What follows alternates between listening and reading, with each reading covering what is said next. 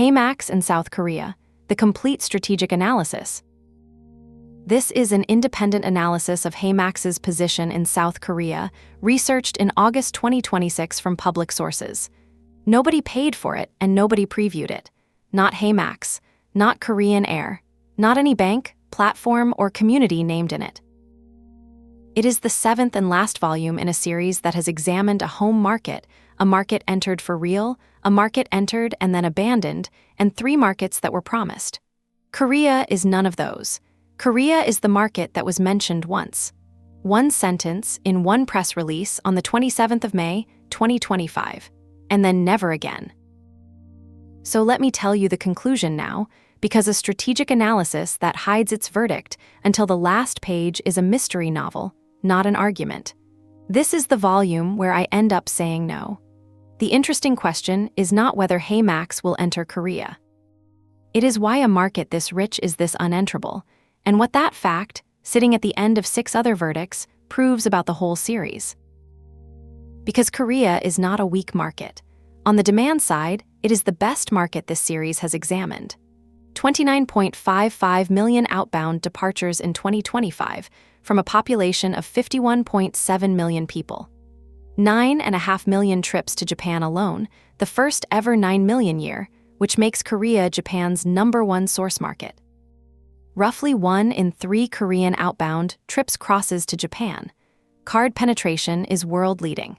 And mileage value is not a consumer topic there, it is a national political story, litigated by Korea's Fair Trade Commission and argued about by transport ministers.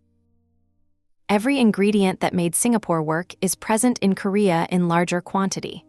And essentially, none of it can be monetized by a platform like HeyMax, for reasons that are structural rather than competitive. Reasons that no amount of execution, funding, or local hiring reaches.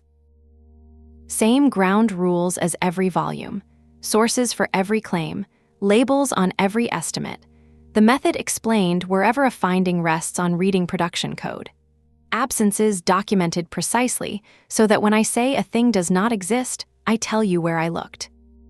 And where I could not verify something, which happens twice in this volume, once on a paywalled affiliate policy and once on an airline award chart, I say so plainly rather than paraphrase a document I never read. 20 chapters. The ground, the field, the record, the reception, the economics, the battlefield, the people, the partners, the plan, and a verdict with falsifiers pointing in both directions. Then the 7-volume synthesis, which is the real reason Korea comes last. Let's begin. Chapter 1, the best demand in Asia. Start with the number that should, by every heuristic this series has developed, make Korea the obvious next market.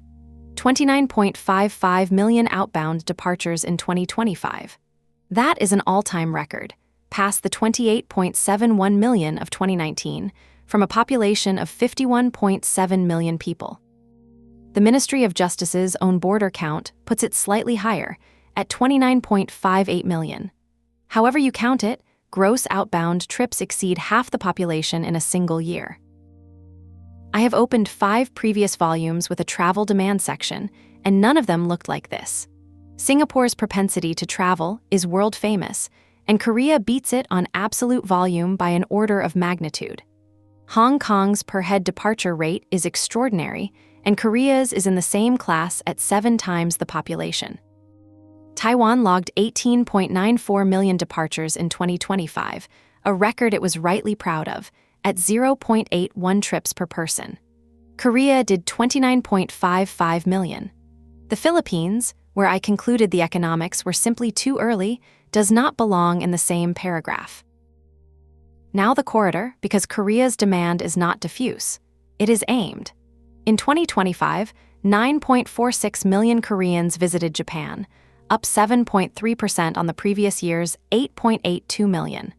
That was the first 9 million year in the relationship's history, and it was enough to make Korea Japan's single largest source market. Roughly 1 in 3 Korean outbound trips goes to Japan. December of 2025 set a monthly record of 974,200. Incheon Airport handled 74.07 million passengers across the year, its best since it opened in 2001, and comfortably above 2019's 71.17 million. Anyone who read the Taiwan volume will feel the echo immediately, because I built the entire Taiwanese entry thesis on exactly this shape. A single dominant outbound corridor to Japan, which meant a redemption story that only had to be told once. Taiwan sent 6.76 million trips to Japan. Korea sends 9.5 million. If corridor concentration were the deciding variable, Korea would simply be a better version of the market I recommended entering one volume ago. The card side matches. South Korea has roughly 132.5 million credit cards in circulation. That is about 2.57 per adult, among the highest ratios on Earth. The Bank of Korea's 2025 Payment Behavior Survey puts credit cards at 46.2% of all payment transactions, and credit cards carry roughly 80% of card payment value. Full-year card approvals in 2024 exceeded 1,200 trillion South Korean won, about $870 billion US. Korea has repeatedly ranked first in the world for card transactions per person. And the loyalty culture is not merely present, it is politically load-bearing. In 2023, Korean Air planned to replace its 4-zone, region-based award chart with a 10-zone, distance-based one, sharply raising the cost of long-haul redemptions. The public reaction was ferocious. The transport minister criticized the airline by name. Record profits, he said, yet customers are neglected, and Korean Air withdrew the overhaul entirely. Not softened. Withdrawn, I know of no other market in this series where a flag carrier's award chart is a cabinet-level matter. That political shield is still holding in August 2026.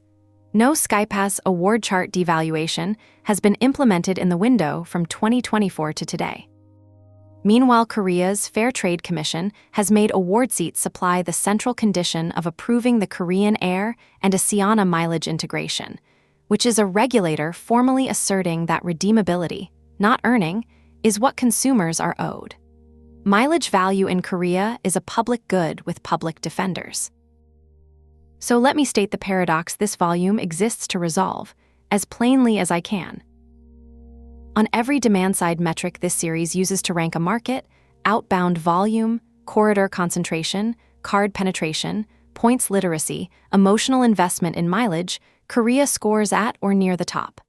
Several of those it leads outright. If I had been handed only the demand data and asked to rank HeyMax's expansion candidates, Korea would be first, and it would not be close. And my verdict, at the end of this volume, is going to be that HeyMax should not enter. The reason is not that Korean consumers do not want what HeyMax sells. They want it more than any market I have studied. The reason is that there is no mechanism by which HeyMax can get paid for selling it. Every rail the company runs on elsewhere, Interchange, affiliate spread. The gap between what a mile costs to fund and what it feels like it is worth, the appeal of multi-airline optionality, is in Korea either administratively suppressed by statute, competitively preempted by an incumbent giving the same thing away for free, or structurally absent, because the market has already competed it out of existence. That is an unusual finding, and I want to flag why it matters beyond Korea. In the Philippines volume, I concluded, not now, and the reason was that the economics were early. Ticket sizes too small, commissions too thin, a middle class still forming. Early markets grow into their economics. You wait, and the arithmetic improves. Korea is not early. Korea is the opposite of early. It is a market so mature, so heavily banked, so thoroughly competed, and so tightly regulated that the margins a foreign rewards platform would live on have already been driven to zero by three separate forces that have nothing to do with each other. A government that caps merchant fees on a statutory cycle. A domestic super app that gives away 1 to 5% for free, and an efficient points conversion market that has priced the arbitrage out of miles. None of those will reverse. Two of them are getting worse. There is a specific analytical trap here, and it is the one I would most expect a strategy deck to fall into. Demand statistics are the most quotable numbers in any market study, and Korea's are spectacular. A slide reading 29.5 million outbound trips, 9.5 million to Japan, 132 million credit cards is a persuasive slide. It is also, on its own, an argument for nothing. Demand tells you the size of the prize. It tells you nothing about whether you can be paid for delivering it. In most markets, those two questions have correlated answers, which is why the shortcut usually works. Korea is the market where they come apart completely, and the whole value of this volume sits in the gap between them. So here is the structure of what follows. The next 4 chapters build the case that the machinery does not exist.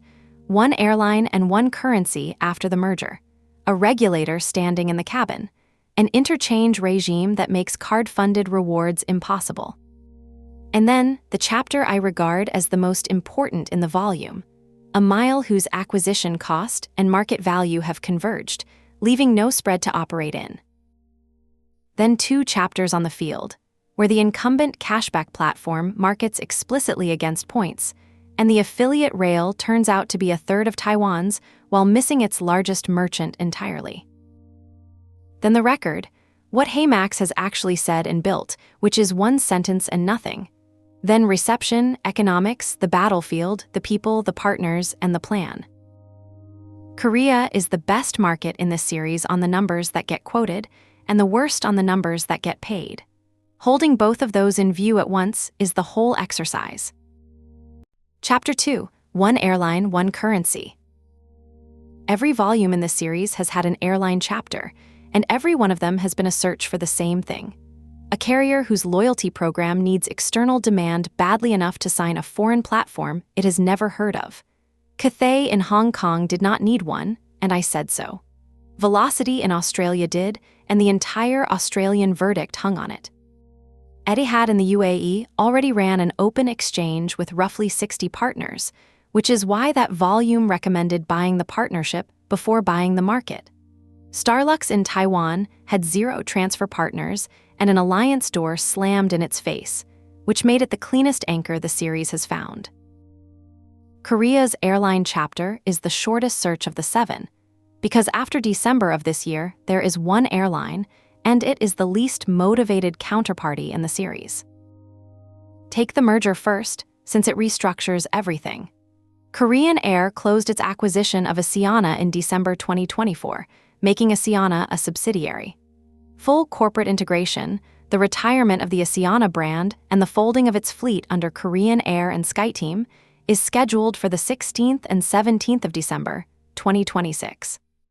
Between the two programs sit roughly 45 million member accounts and about 3.7 trillion South Korean, one of unredeemed mileage liability, around $2.7 billion US dollars. That 45 million is gross accounts and certainly double counts people who held both, so I carry it as program accounts, not as unique humans. The conversion terms were published on the 30th of September, 2025, and they are the most informative document in this chapter. Asiana miles earned by flying convert to SkyPass 1-for-1. Asiana miles earned through partners and credit cards convert at 1 to 0.82. Conversion is optional. Members may keep Asiana miles on Asiana's own chart for 10 years and convert whenever they choose, and whatever remains after 10 years converts automatically. The worked example that circulated in Korean coverage. A member with 10,000 flight miles and 10,000 card miles receives 18,200 SkyPass miles. I want to sit on that 0.82 for a moment because it is not a rounding convention. It is a merged flag carrier stating, in a regulatory filing, what it thinks a mile is worth when somebody other than the airline created it. Flight-earned miles are honored in full because the airline sold the seat. Partner-earned miles, which is the exact category a HeyMax transfer would create, are marked down by 18%, on the stated rationale that the two carriers' per-mile acquisition costs differed. Any platform proposing to feed SkyPass with externally originated miles is proposing to manufacture precisely the category the airline has just publicly discounted. That is not a fatal objection to a transfer partnership.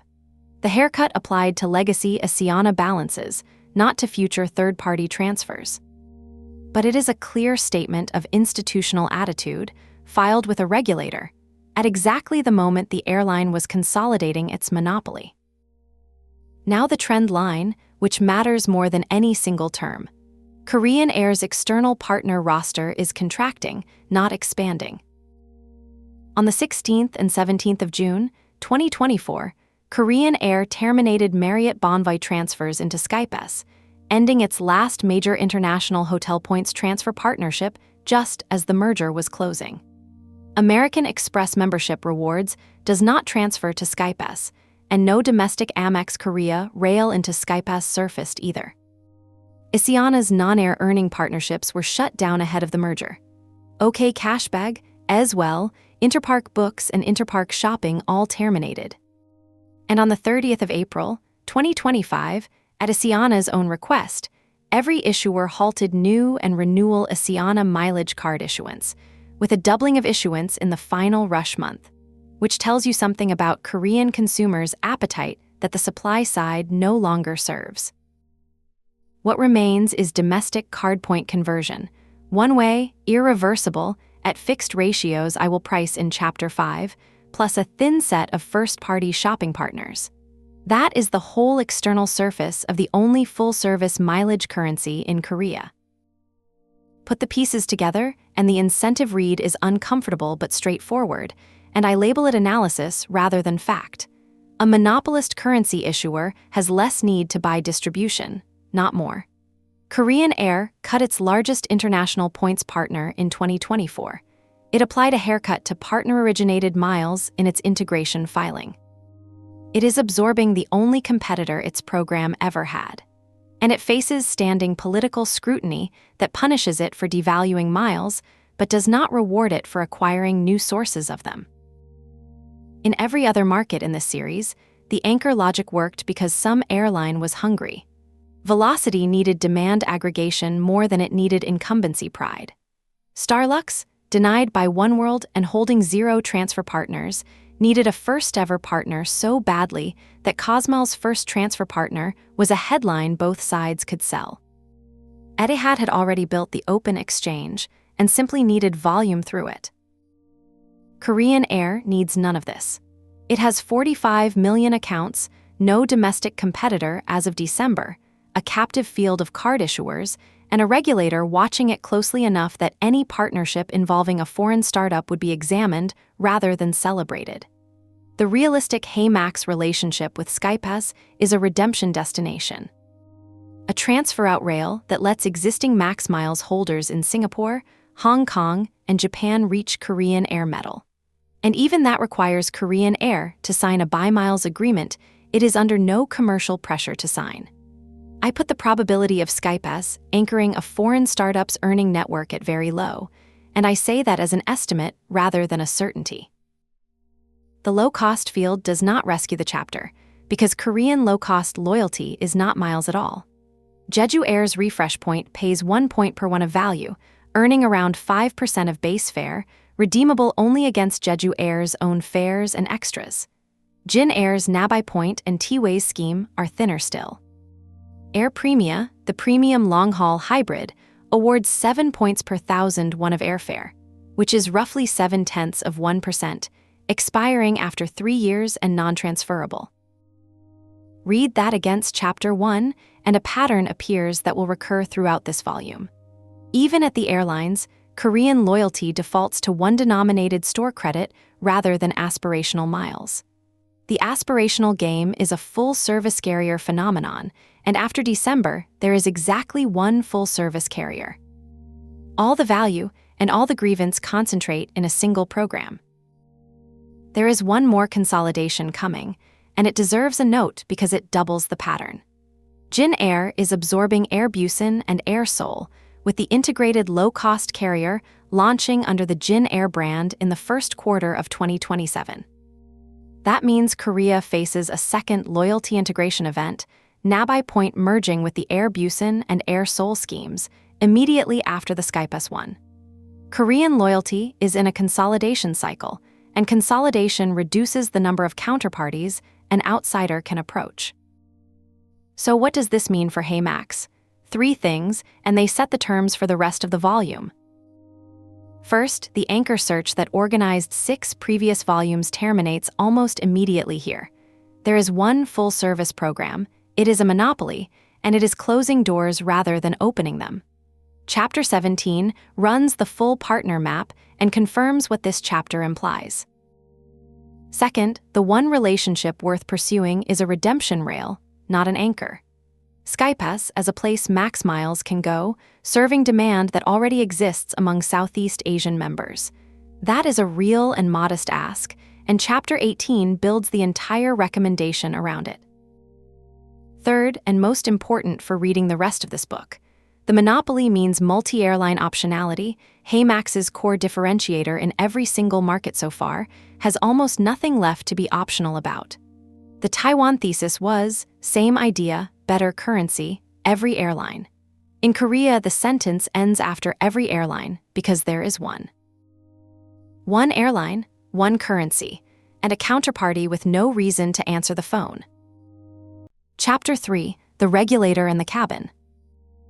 There is a document that has been sitting on a regulator's desk in Sejong for over a year, and until it is signed, the largest loyalty program merger in Korean history cannot complete.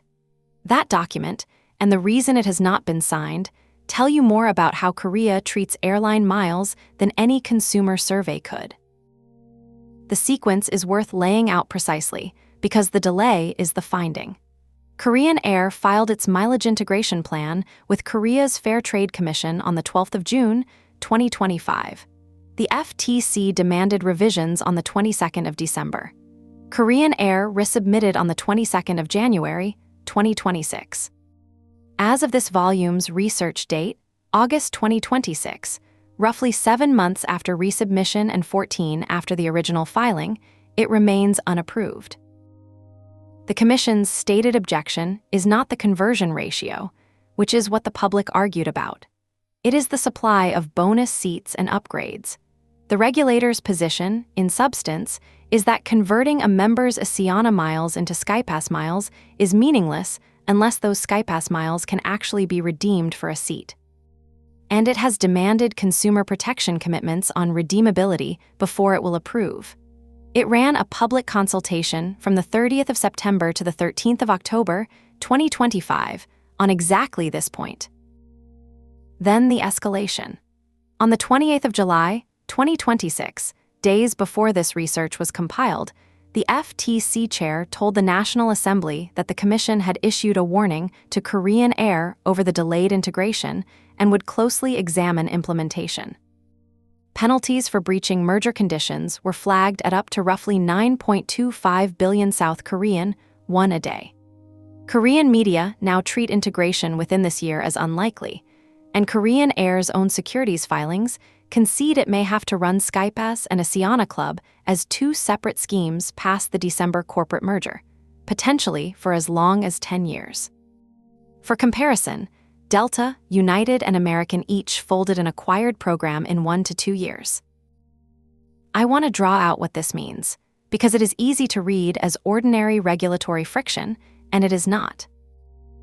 A competition regulator has taken the position that award seat availability is a consumer protection condition, that an airline may not complete a merger until it has guaranteed the redeemability of a currency it issues.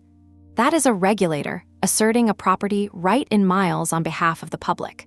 I have not encountered it anywhere else in this series. Taiwan's regulator cares about stored value and data. Australia's cared about interchange. Korea's regulator cares about whether you can get the seat.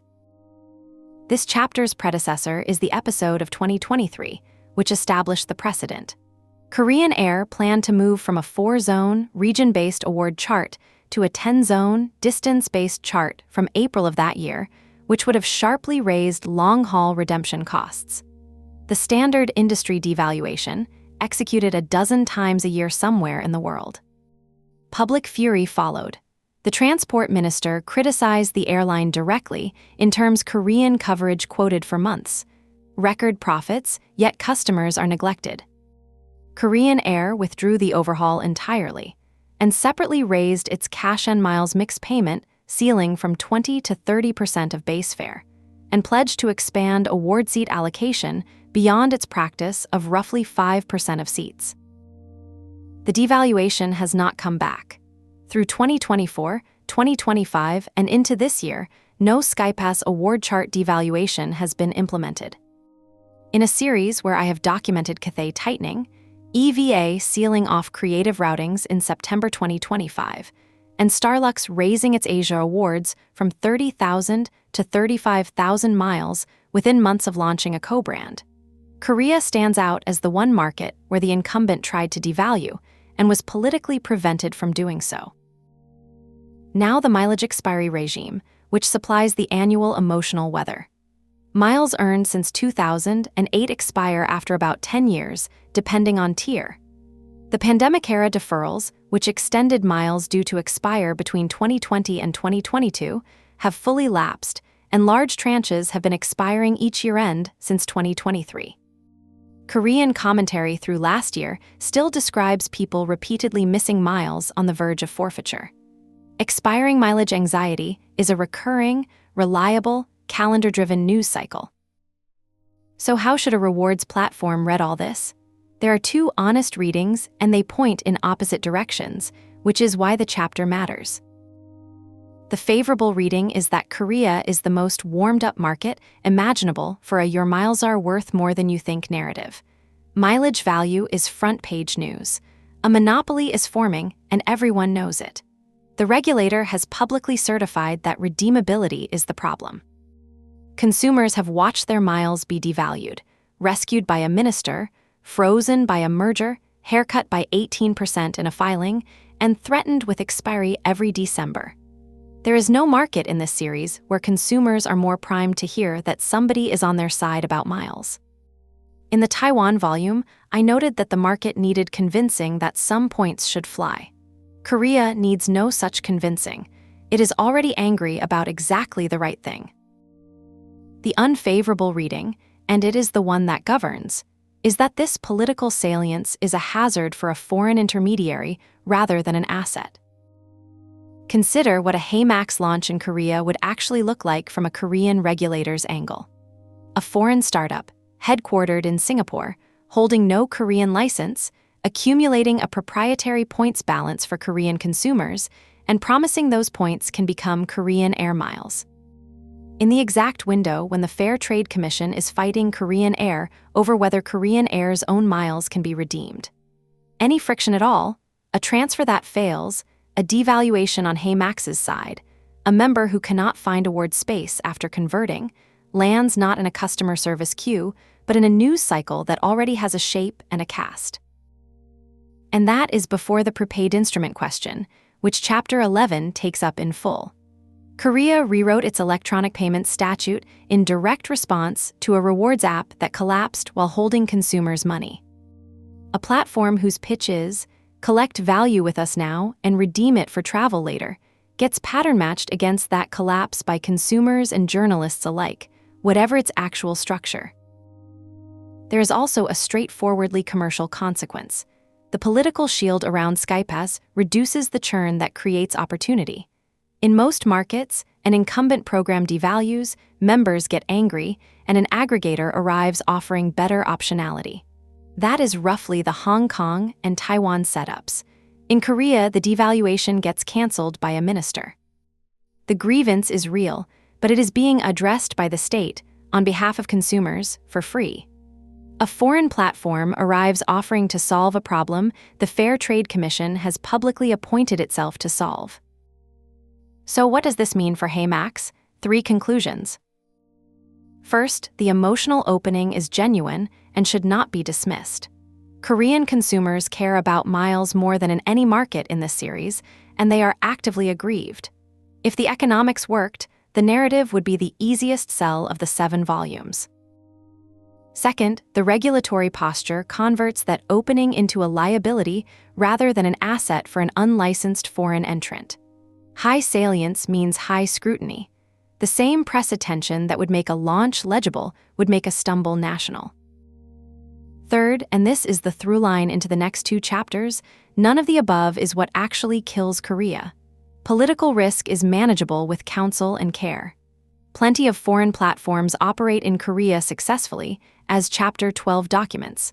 What kills Korea is arithmetic, and the arithmetic starts now. An interchange regime that makes card-funded rewards impossible, and a mile whose cost and value have converged. The regulator is in the cabin, but it is not the reason the plane cannot take off. Chapter 4: The Interchange Wall. Here is a sentence I have not been able to write about any other market in this series. In South Korea, card-linked rewards funded out of interchange are not difficult, not marginal, not competitive. They are structurally impossible. There is no pool of money to share, because the government removed it on purpose, and has removed a little more at every opportunity for 14 years. The mechanism is the preferential merchant fee regime. Since an amendment to the Credit Finance Business Act in 2012, Korean merchant fees have been government-administered rather than market-set. The financial regulator recalculates what it calls eligible costs roughly every 3 years, and then mandates capped rates for small and medium merchants. The crucial fact about that cycle is its direction. Every recalculation since 2012 has cut rates, not one has raised them. The most recent adjustment was revised on the 5th of February, 2025, and took effect on the 14th. Merchants with annual revenue up to 300 million South Korean won pay 0.40% on credit transactions, down from 0.50. From 300 to 500 million won, 1.00%. From 500 million to 1 billion, 1.15%. From 1 to 3 billion, 1.45%. Debit and check card rates run lower still, with a floor around 0.15%. Now the coverage figure, which is the one that matters. Roughly 3.059 million merchants, which is 95.8% of Korea's roughly 3.194 million card-accepting merchants, qualify for these capped preferential rates. The cut transfers about 300 billion won a year from card issuers to small merchants. Even large merchants above the 3 billion won threshold negotiate rates that in practice sit near or below 2%, and are politically capped from above by the constant threat of the next recalculation. Set that against the rest of the series. United States interchange runs roughly 1.5 to 2.5% and up, and it funds the entire American points ecosystem. The sign-up bonuses, the transferable currencies, the whole machine. Singapore sits around 1.5 to 2% and above, which is why Singapore's miles card culture exists and why HeyMax could be born there. Australia's caps at 0.50 and 0.80% were painful enough that I devoted several pages of that volume to what they had done to Australian rewards. Korea runs 0.4 to 1.45% for 96% of merchants, ratcheted downward on a statutory 3-year clock, with no political constituency for reversal. The pressure runs the other way, with merchant lobbies and both major parties campaigning for further cuts. The wreckage is visible, and it is quantified. More than 1,100 card products have been discontinued in 2 years, roughly 595 to 600 in 2024 alone, about 6 times the historical norm, plus another 400 or so in the first half of 2025. Korean consumers have a name for the casualties. What Korean forums call generous cards, the unusually rich benefit products that are being deliberately exterminated. Card issuers' combined net profit peaked in 2021 at 2.636 trillion won and has fallen every year since, with card loan delinquency hitting 3.3% by August 2025. Issuers have responded by raising annual fees on premium cards, gutting mass-market rewards, and suspending cards after a year of inactivity. More than 17 million dormant cards have been culled. The private label boom has reversed too. The wave that ran from 2020 to 2022, driven largely by Hyundai Card partnering with seemingly everyone, has turned into rationalization. Starbucks' program moved from Hyundai to Samsung Card. Musance's ended in April 2025. Naver's renewal was in doubt. Issuers are pivoting from exclusive co-brands to data and artificial intelligence strategies, which is what companies say when a product line stops paying. So what does this do to HeyMax's model specifically? 3 consequences in ascending order of severity. The first is that card-linked offers are off the table entirely. A card-linked offer platform inserts itself between issuer and merchant and takes a share of interchange in exchange for driving incremental spend. At 0.4 to 1.45%, Korean issuers cannot fund their own rewards. They are killing 600 products a year. They are certainly not going to rebate a third party. This is not a matter of negotiating harder. Korea's card-linked offer market never developed, and the reason it never developed is the reason it never will. The second is that the Singapore-style bank partnership is unavailable. HeyMax's home market motion involves miles-earning co-brands and platform earning working together, with the issuer funding part of the value. In Korea, that would require an issuer to fund miles out of a shrinking profit and loss statement, while the regulator leans on it to cut costs further. Issuers are exiting exactly such commitments. Asiana co-brand issuance was halted entirely in April 2025. The direction of travel is unambiguous. The third consequence is the one that shapes the rest of the volume. If the card rails are dead, the only fundable rails left are merchant-funded, which means affiliate and cost-per-action commissions, and advertiser-funded, which is the app-tech micro-earning economy of Chapter 6. Everything now depends on the affiliate rail. And here I want to be scrupulous, because there is a version of this chapter that reads as good news, and I nearly wrote it. The argument would go like this. Korea's fee regime independently mandates exactly the model HeyMax already runs. HeyMax does not depend on interchange. It is affiliate first by construction. So the interchange wall eliminates competitors, banks, card-linked platforms, issuer-funded programs, while leaving HeyMax's own architecture untouched. In Taiwan, I made precisely this argument, and it was correct there. Taiwan's fee structure made merchant-funded economics the only door that opens, and HeyMax was already standing in that doorway.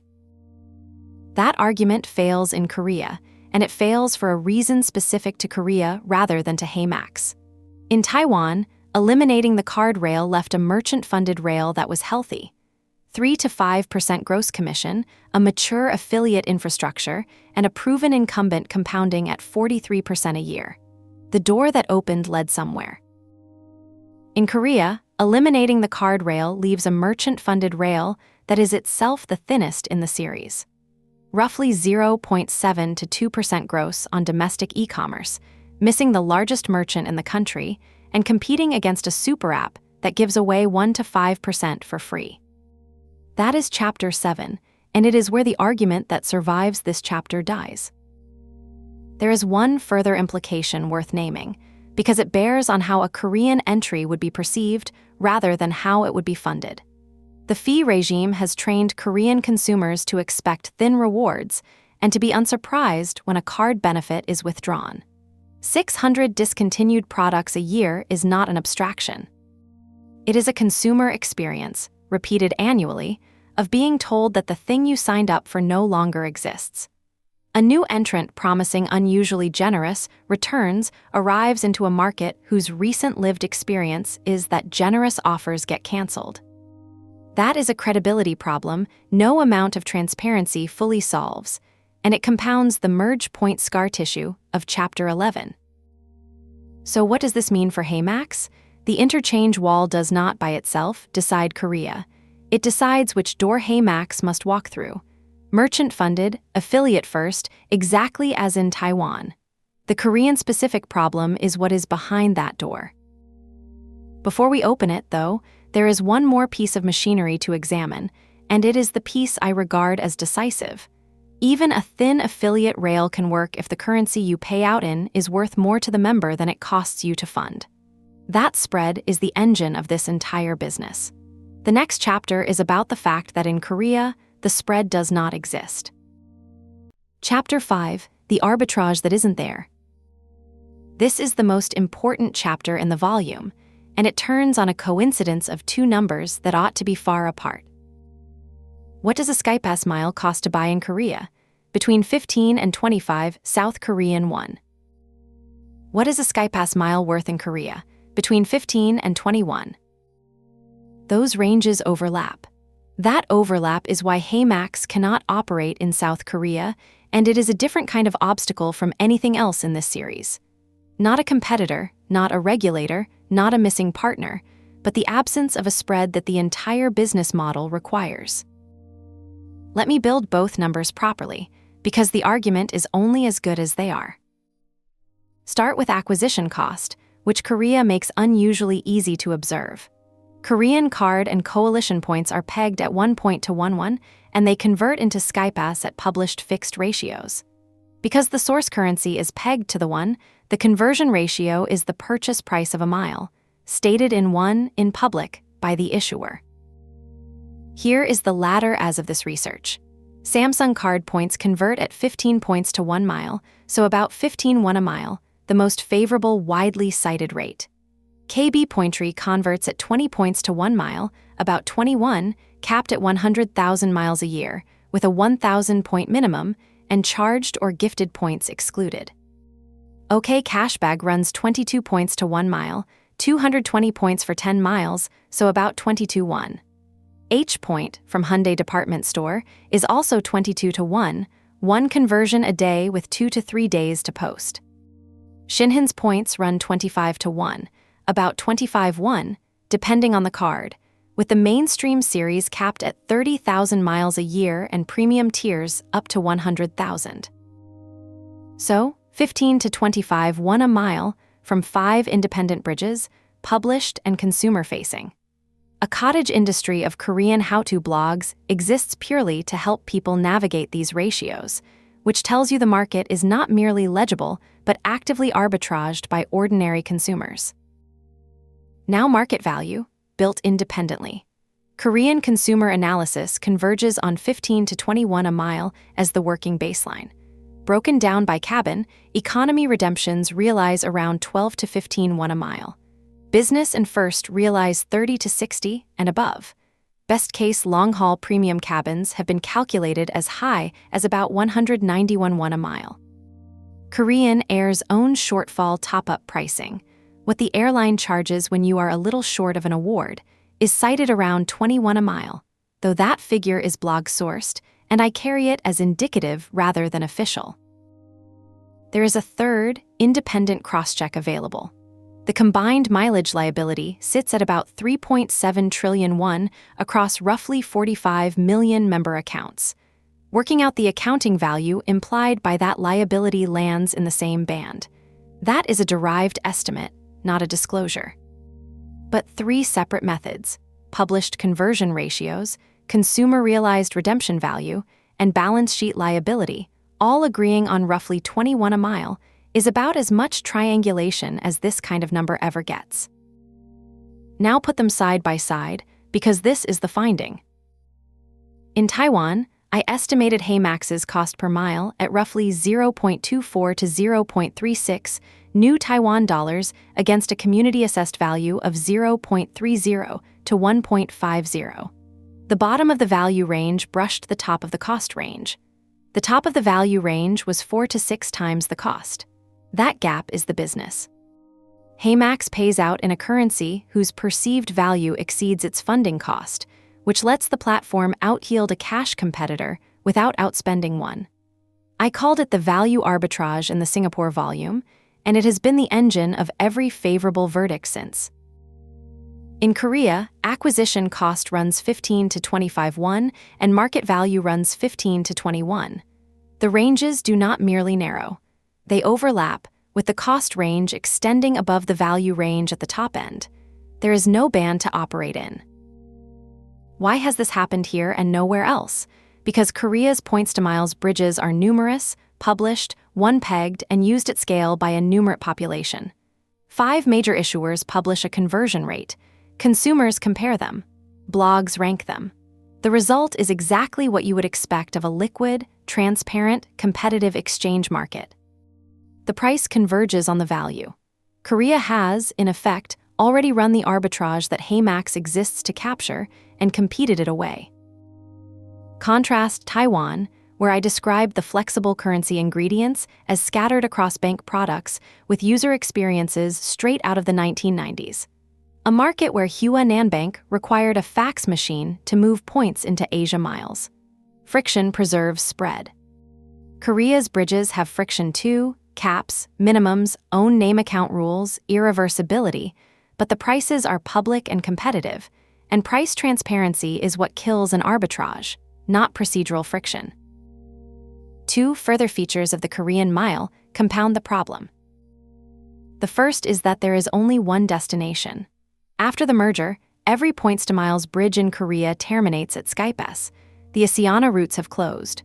Co-brand issuance halted in April 2025, and OK Cashbag's Asiana bridge terminated. So the consumer holding Korean points faces a single question: convert to Skypass or not at a published price. There is no cross-program comparison, no sweet spot hunting between carriers, no transfer bonus arbitrage. All of the mechanisms that make a flexible currency valuable in Singapore or Hong Kong require multiple destinations, and Korea has one. This is worth stating bluntly because it undercuts HeyMax's central pitch. In every prior volume, the differentiator was optionality. Earn anywhere, transfer to any airline, choose your redemption. In Korea, transfer to any airline resolves to transfer to Korean Air, which is what the members' existing card points already do, at a price they can look up. The second feature is that the value is concentrated where ordinary Koreans do not fly. A mile is worth 12 to 15 won in economy and 30 to 60 and up in business. But Chapter 1 established that Korean outbound travel is overwhelmingly short-haul. 1 in 3 trips to Japan, 9.5 million of them. A Tokyo or Osaka hop is precisely the redemption where a mile realizes its floor value, not its ceiling. The corridor that generates the volume is the corridor where miles are worth least. Meanwhile, the long-haul premium redemptions, where miles shine, are constrained by the award seat scarcity that Chapter 3 showed the Fair Trade Commission fighting about. So the median Korean traveler's actual experience of miles is this: earn slowly on a fee-bearing card at roughly 1 mile per 1,000 won. Convert at a published price that offers no bargain. Redeem on a short-haul route at the value floor. Or hold for a premium redemption whose seats are rationed to about 5% of inventory. There is also no relief valve. Peer-to-peer mileage sale is prohibited by carrier terms, so there is no legal secondary market to establish a different clearing price. Surplus mile anxiety has nowhere to go except the conversion and expiry channels, which is why expiry is an annual news cycle rather than a shrug. Let me state the objection to my own argument because there is a real one. HeyMax does not have to buy Skypass miles at the retail conversion rate. A negotiated buy miles agreement with Korean Air would price below the consumer ladder. That is what such agreements are for, and it is how HeyMax's rails work elsewhere. 2 responses. First, Chapter 2 established that Korean Air has no commercial reason to sign such an agreement, is cutting partners rather than adding them, and has just filed a document discounting partner-originated miles by 18%. The negotiated rate is hypothetical, and the counterparty is a monopoly under regulatory scrutiny. Second, and more fundamental.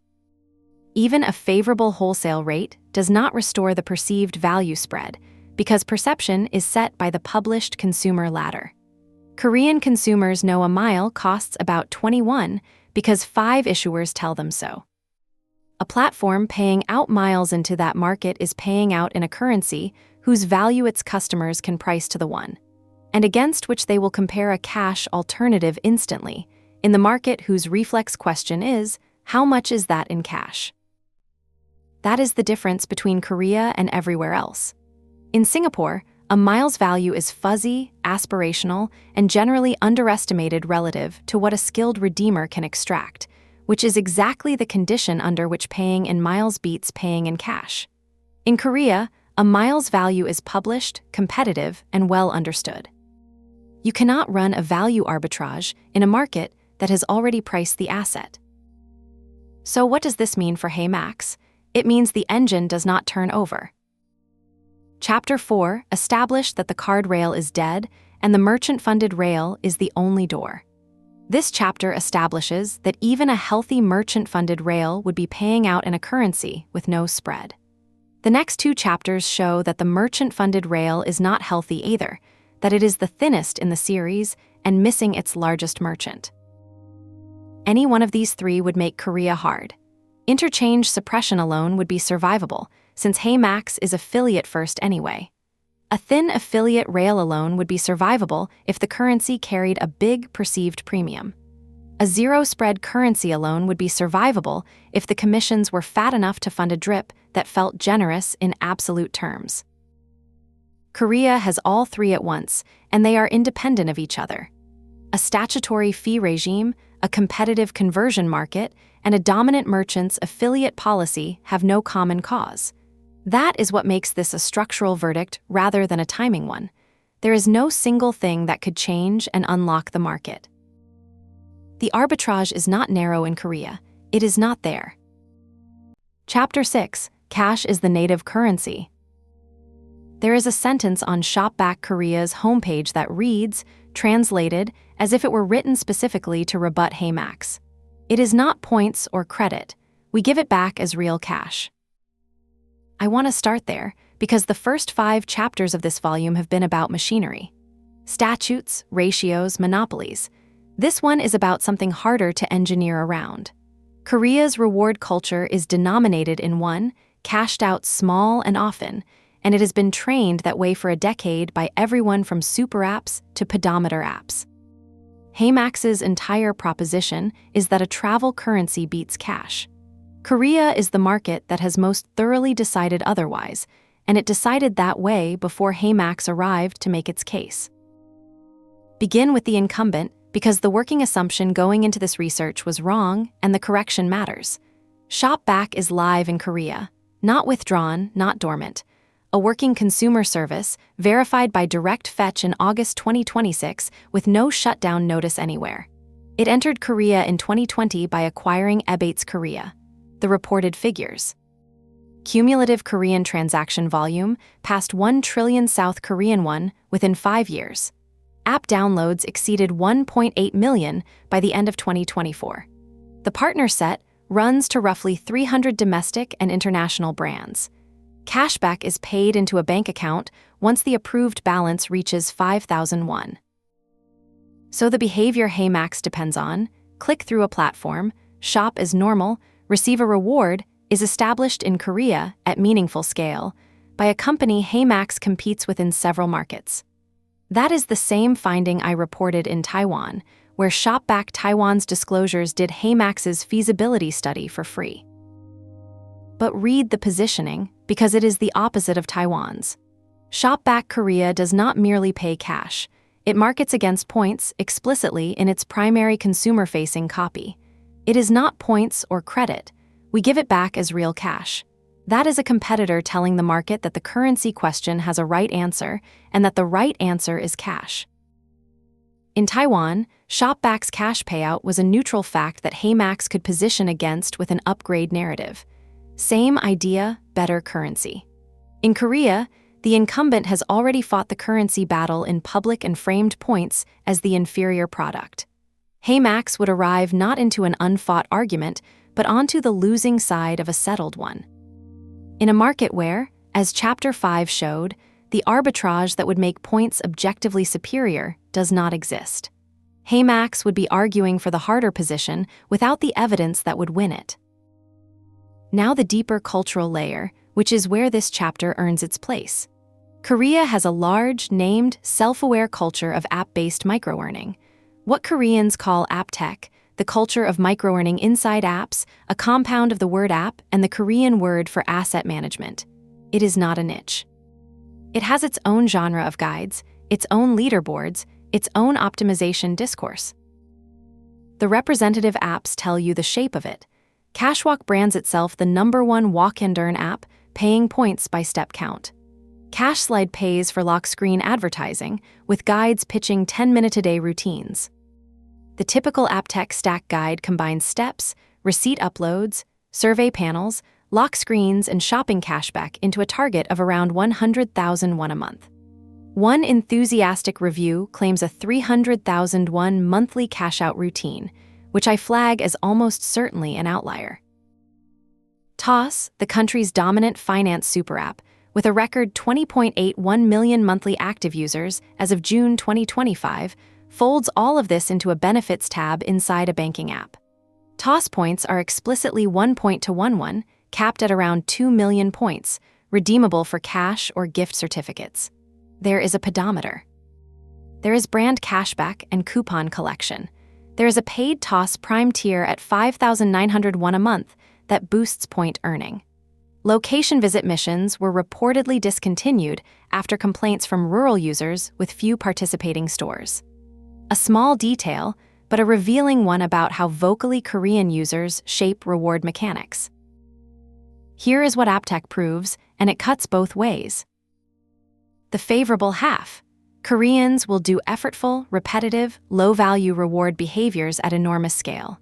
Millions of people are walking for points, uploading receipts for points, answering surveys for points. Nobody in this market needs to be taught that rewards are worth chasing or that an app can be a place where value accumulates. The behavioral groundwork that took Taiwan's shop back 8 years to lay is already done. The unfavorable half, which governs. AppTech has trained the market to expect instant cash denominated in won in small increments. The unit of value is the won. The time horizon is today. The success metric is how much you cashed out this month. That is the precise inverse of a miles proposition, which is deferred, aspirational, variable in value, and only pays off in a lump at redemption. Korean reward culture and miles culture are not the same culture at different intensities. They are opposites that happen to share an App Store category. And when a Korean consumer meets a new reward pitch, the reflex question, the one every Korean guide, forum thread, and comparison post eventually asks, is translated, so how much is that in cash? That question is fatal in combination with Chapter 5. In Singapore or Hong Kong, how much is that in cash has a flattering answer, because a miles cash equivalent value is fuzzy and generally exceeds what the platform paid for it. In Korea, the question has a precise, published, unflattering answer. About 21. And here are 5 issuers who will sell you one at that price. The market's reflex question and the market's efficient pricing combine to close the argument before it starts.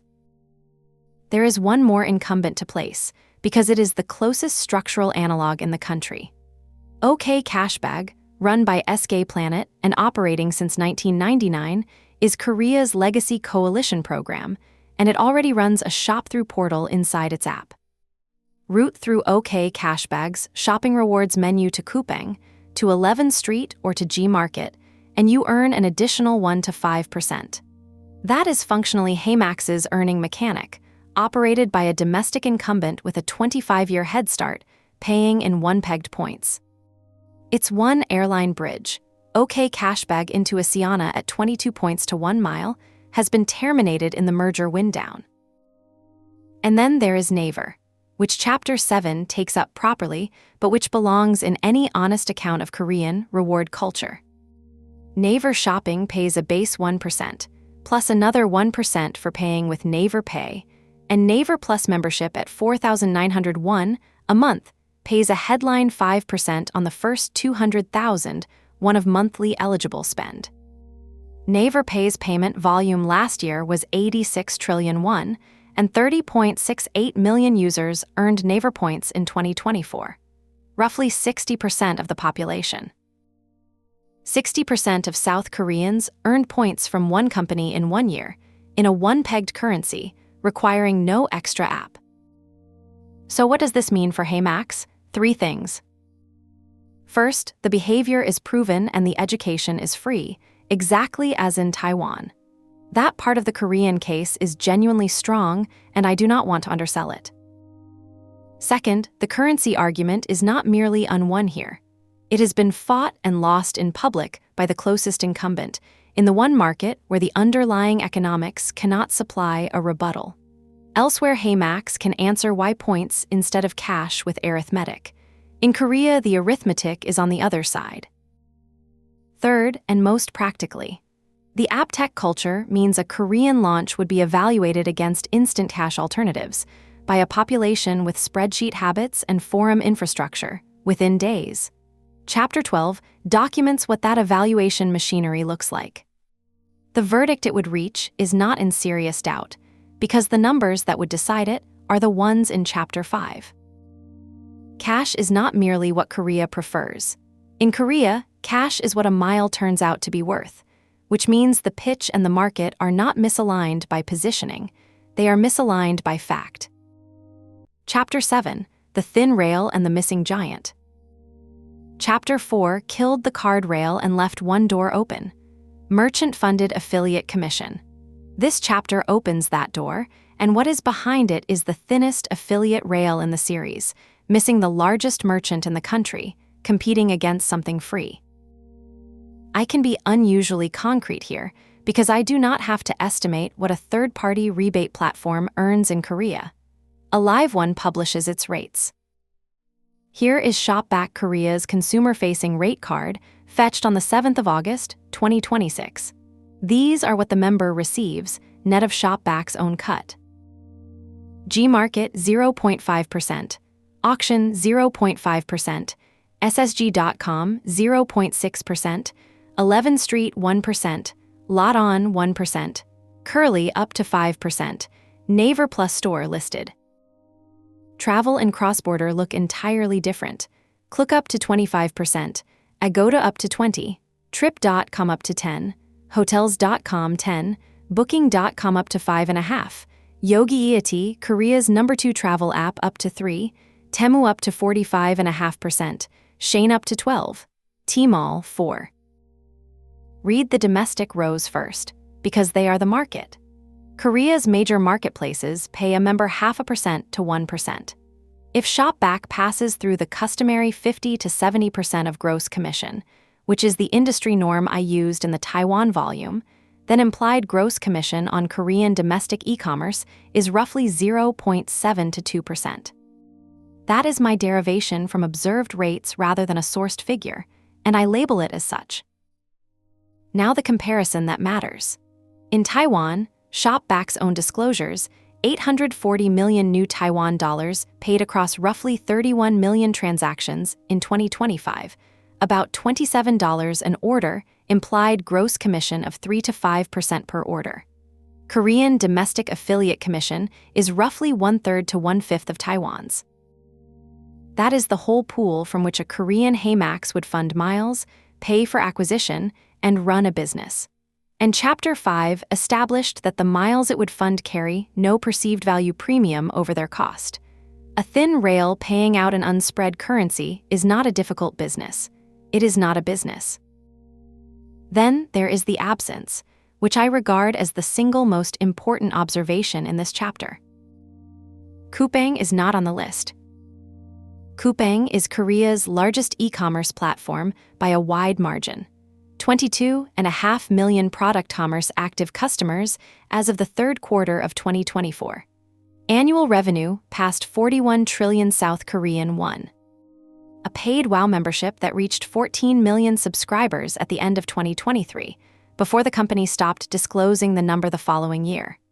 Coupang Eats holds 35.3% of Korean food delivery. Depending on the measurement basis, Coupang runs somewhere between 22.7% and 40% of Korean online commerce. And it is absent from the merchant list of the only foreign cashback platform operating in Korea, while every one of its major rivals is present. Gmarket, Auction, 11th Street, Lot On, SSG, Naver Plus Store, all there. Coupang not. That is not a gap. It is a pattern, and it removes the largest merchant in the country from the addressable earning base before the analysis begins. I owe you precision about what I could and could not verify here, because this question was flagged as open going into the research, and the honest answer has two halves. What I could not verify is the terms themselves. The Coupang partner's operating policy sits behind a wall. The partner's site returns a 403 to programmatic fetch. I could not read the clause governing whether an affiliate may rebate commission to the buyer, and I will not paraphrase a document I have not read. If someone tells you Coupang's terms explicitly ban cashback platforms, ask them to quote it. I could not. What the secondary sources do establish is the shape of the program, and the shape is itself informative. Coupang Partners is a creator affiliate program. Its documented prohibitions, from Korean operator guides and suspension write-ups dated through this year, run like this. Self-purchase is banned outright. Buying through your own link is treated as fraud, described in one guide as a 100% termination reason, with earnings withheld. Nudging family and acquaintances is monitored. Every post carrying a link must display prescribed paid disclosure text. Channels must be pre-registered in the partner's dashboard. Automated or auto-triggered clicks are banned. Unofficial link shorteners are banned. Violation forfeits all earnings from the preceding 30 days and can terminate the account. A policy update in September 2025 reportedly brought faster suspensions, regardless of intent. Notice what the self-purchase ban means for a rebate platform, whatever the terms of service say about commission sharing specifically. A cashback platform's entire mechanic is a member clicking a link and buying for themselves, with the reward flowing back to that same buyer. That is self-purchase with extra steps. Coupang Partners is architected around disclosed content posts on registered channels, driving other people to buy. A fundamentally different motion from a rewards aggregator. So my conclusion here is empirical rather than textual, and I state it that way. Treat Coupang as unavailable to a HeyMax-style earning layer. Observed behavior, no Korean cashback platform lists it, plus program structure. Clause unverified. Now the third element, which turns a thin rail into an unusable one. Naver. Naver Shopping pays a base 1% on purchases. Paying with Naver Pay adds another 1%. Naver Plus membership, at 4,900 won a month, pays a headline 5% on the first 200,000 won of monthly eligible spend, and 2% from there up to 3 million. So a Korean consumer already earns 1 to 5% back, in a one-pegged currency, spendable across the largest commerce ecosystem in the country, with no extra app, no click-through ritual, and no waiting for affiliate reconciliation. Set that beside the rate card. A platform funded by 0.7 to 2% gross commission cannot pay a member more than Naver pays them for free. It cannot even match it. On the merchants where Naver's membership bonus applies, HeyMax would be offering a fraction of a percent, denominated in a travel currency priced at 21, against Naver's 5% in won. There is no version of that comparison. A Korean forum resolves in HeyMax's favor. The scale of what Naver already does closes the point.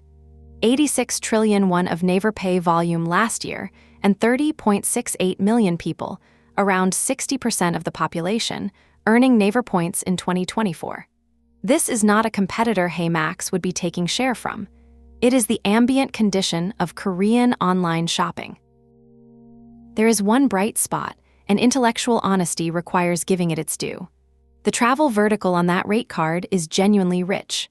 Klook 25%, Agoda 20%, Trip.com 10%, Hotels.com 10%.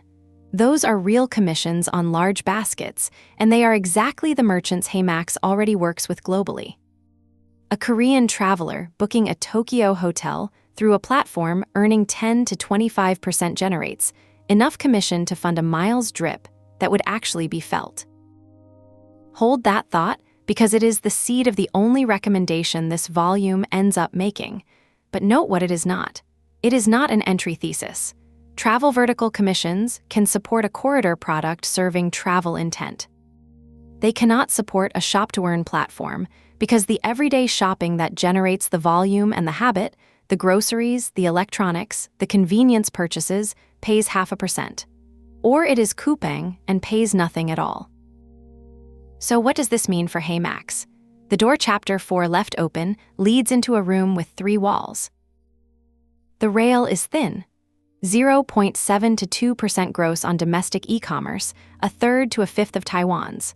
The largest merchant is unavailable, on observed evidence.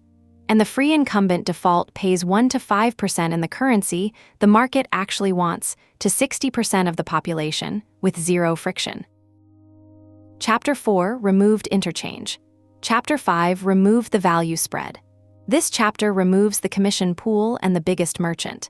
These are 4 independent failures: a statutory fee regime, an efficient conversion market, a dominant merchants program architecture, and a super app's free membership benefit. No common cause and no common fix. That is what makes Korea structural rather than early. The Philippines was early. Thin commissions on small baskets, waiting for a middle class. You wait and the arithmetic improves. Korea is finished. The arithmetic has already been competed and legislated into its final shape by parties who will not reverse. The machinery does not exist. The rest of this volume is about what HeyMax has actually done about Korea, which, as the next chapter shows, is one sentence, and what, if anything, is worth doing instead. Chapter 8, The Ghost in the Roadmap. On the 27th of May, 2025, HeyMax published a press release announcing that annualized revenue had passed $6 million, growing 5 times year on year. Buried in the third paragraph was a sentence describing where the company was going next. A global-first strategy that includes planned expansion into Australia, Japan, Korea, Hong Kong, and Taiwan. That is the only time HeyMax has ever mentioned South Korea. Not the only time that year.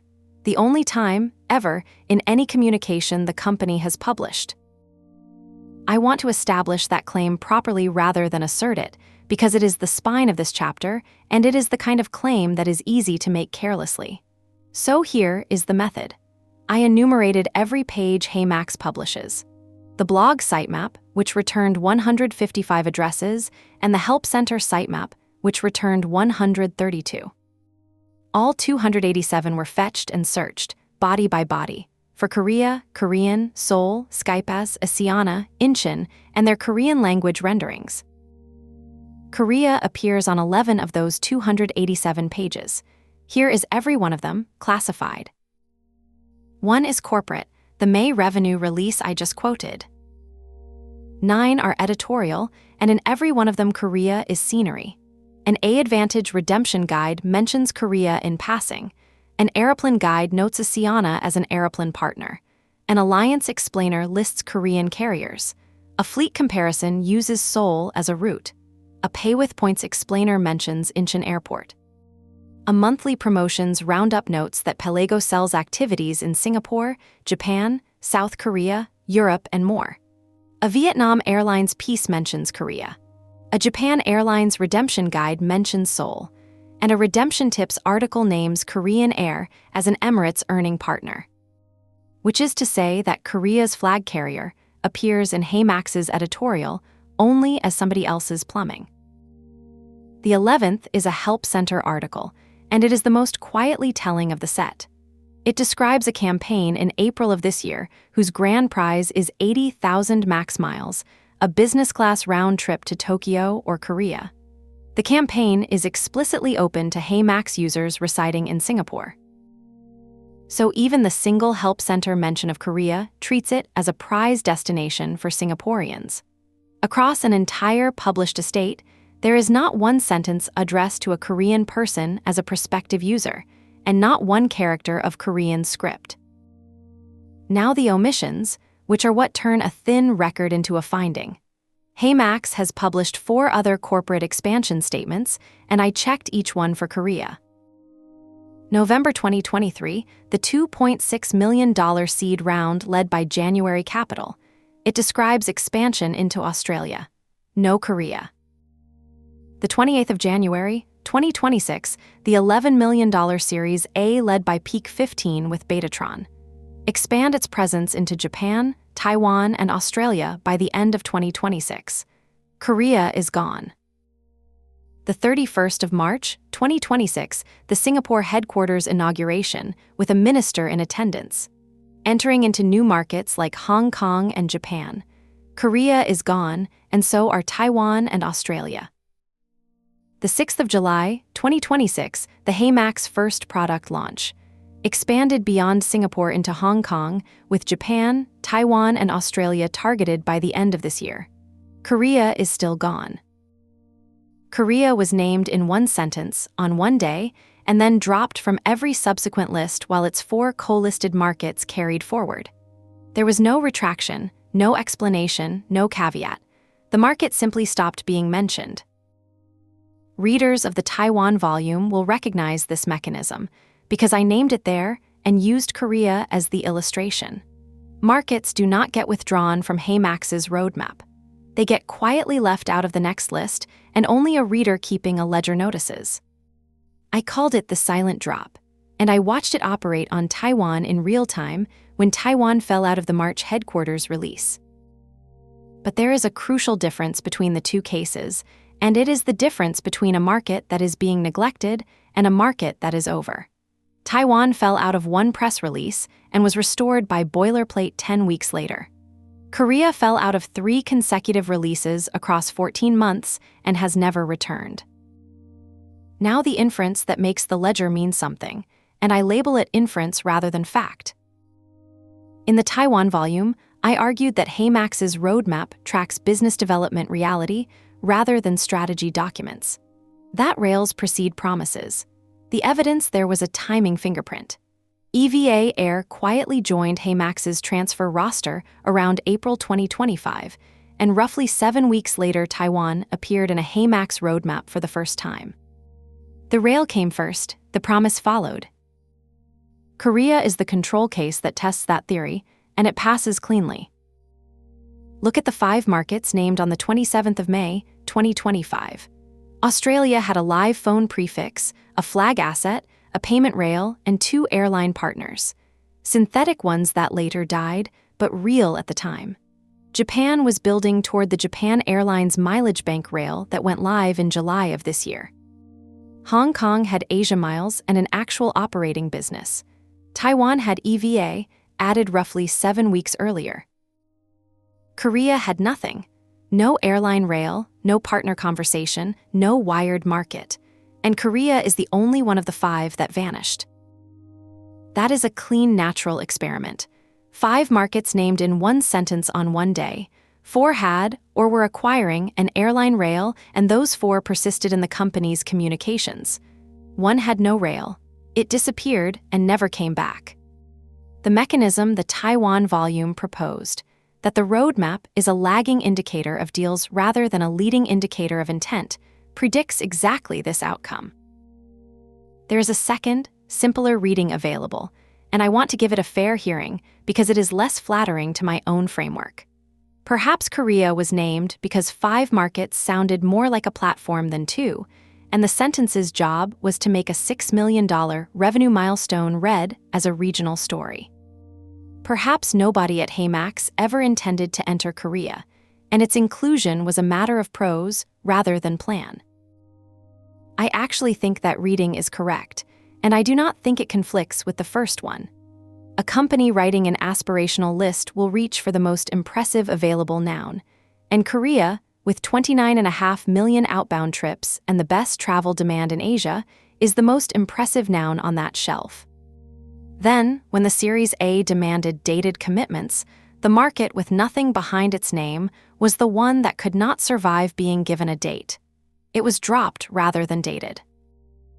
Neither reading requires bad faith, and I want to be explicit about that.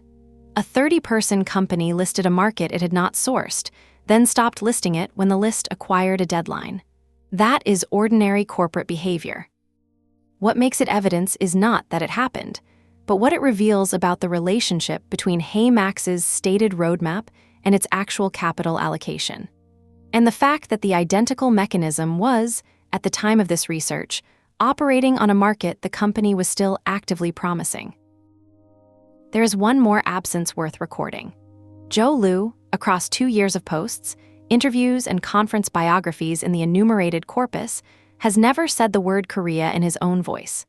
It appears only inside the May list, in the release's narrative connective tissue, which the Taiwan volume identified as precisely where HeyMax's softest commitments live. So what does this mean for HeyMax? 3 things. First, there is no promise here to evaluate.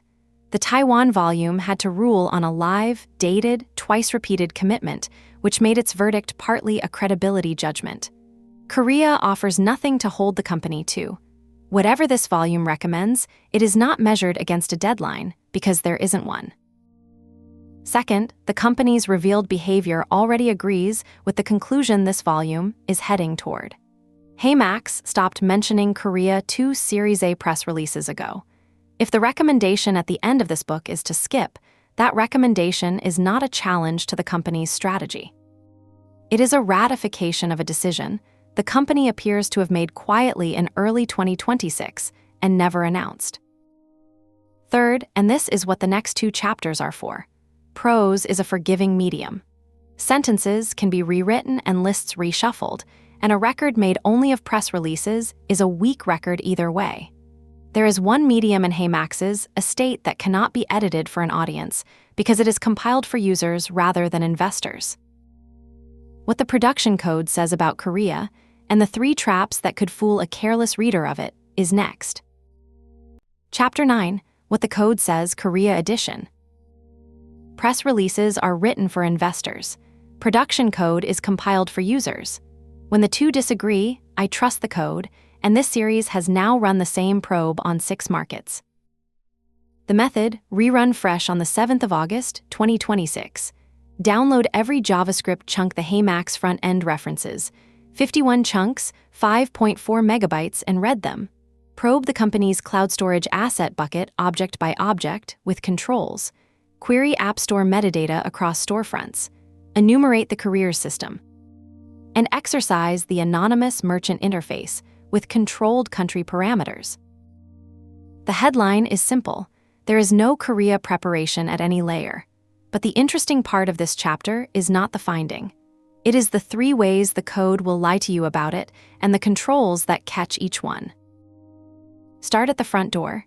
HeyMax's sign-up gate is a hard-coded map of 4 phone prefixes, each with its own tailored error message. Australia's +61, Singapore's +65, Hong Kong's +852, and Indonesia's +62. Korea's +82 is not among them. A Korean phone number cannot complete sign-up. Now the first trap, and it is the one that has recurred in every volume of this series. The string +82 does appear in the bundle. So does the currency code for the Korean one. Anyone searching the JavaScript for either and announcing that Korea support is being staged would find them within seconds. Here is the control that dissolves it. The string appears in exactly 1 chunk out of 51.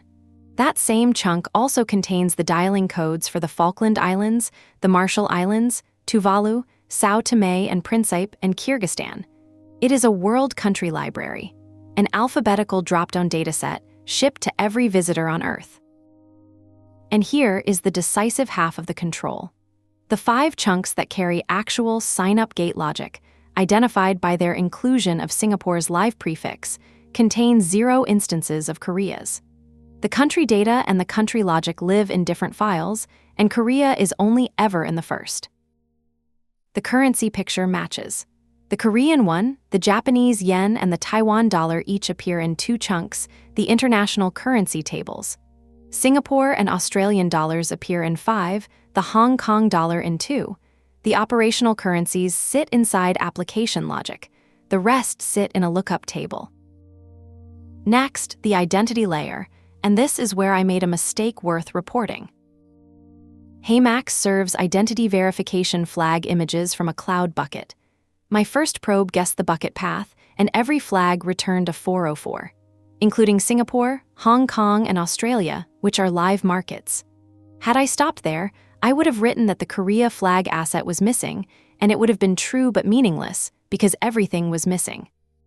The probe was wrong, not the finding. I recovered the real path by reading it out of the bundle and reran with controls. The result: Singapore, Hong Kong, Australia, and Indonesia return success. Korea returns a 404. So do Japan, Taiwan, the Philippines, and Malaysia. The controls are what make that a finding rather than an artifact, and I am recording the error because the same mistake would silently produce a false negative for anyone repeating this work. Read the asset list as a map of intent, and it says something sharper than absence. The 4 markets with provisioned identity assets are Singapore, Hong Kong, Australia, and Indonesia. A market that has never appeared in a single HeyMax roadmap sentence. Meanwhile, every market the company has publicly promised is unwired. The next market being prepared is one nobody was told about, which is the Taiwan volumes finding reproduced exactly. The money layer completes the picture. The redemption schema, the list through which value actually leaves the platform, permits exactly 2 payout rails. Pay Now, which is Singapore's, and FPS, the Hong Kong faster payment rail. There is no Australian, Malaysian, or Thai rail, and there is no Korean one. There is no one handling anywhere in application logic. Now the second trap, which is the dangerous one, because it manufactures evidence that looks like local research. HeyMax exposes an anonymous merchant reward interface. Query it with the country parameter set to Korea, and it returns real Korean merchant records. Actual companies, actual addresses, carrying the international numeric country code for Korea. An analyst who stopped there would write that HeyMax has already loaded Korea's top merchants, and that entry is being staged. The control run the same day. Query the identical endpoint for the United Arab Emirates, the United States, Malaysia, Thailand, Indonesia, the Philippines, Vietnam, and Australia. Everyone returns equivalent records. What the endpoint exposes is the global card network merchant category lookup dataset behind HeyMax's original Card Optimizer product, a directory of the world's card-accepting merchants in every country, wired for earning in none of the unlaunched ones. The tell sits inside the payload. Every record from an unlaunched market carries an empty earning types array. These merchants are in HeyMax's database the way they are in Visa's, as entries in a directory, not as partners. The third trap is smaller but worth naming. A Korean-flavored subdomain resolves. So does any gibberish subdomain you invent to the same address because the domain wildcards everything. Resolution proves nothing. With the traps cleared, here is the finding I think is strongest, and it is one the traps were concealing. I searched all 51 chunks, 5.4 megabytes of production JavaScript, for every major Korean company that would have to appear if any Korea work were underway. Toss, Kakao Pay, Naver Pay, the Korean Financial Telecommunications Clearing Institute, PAYCO, Skype-S, Asiana, Korean Air, Kakao Talk, Coupang.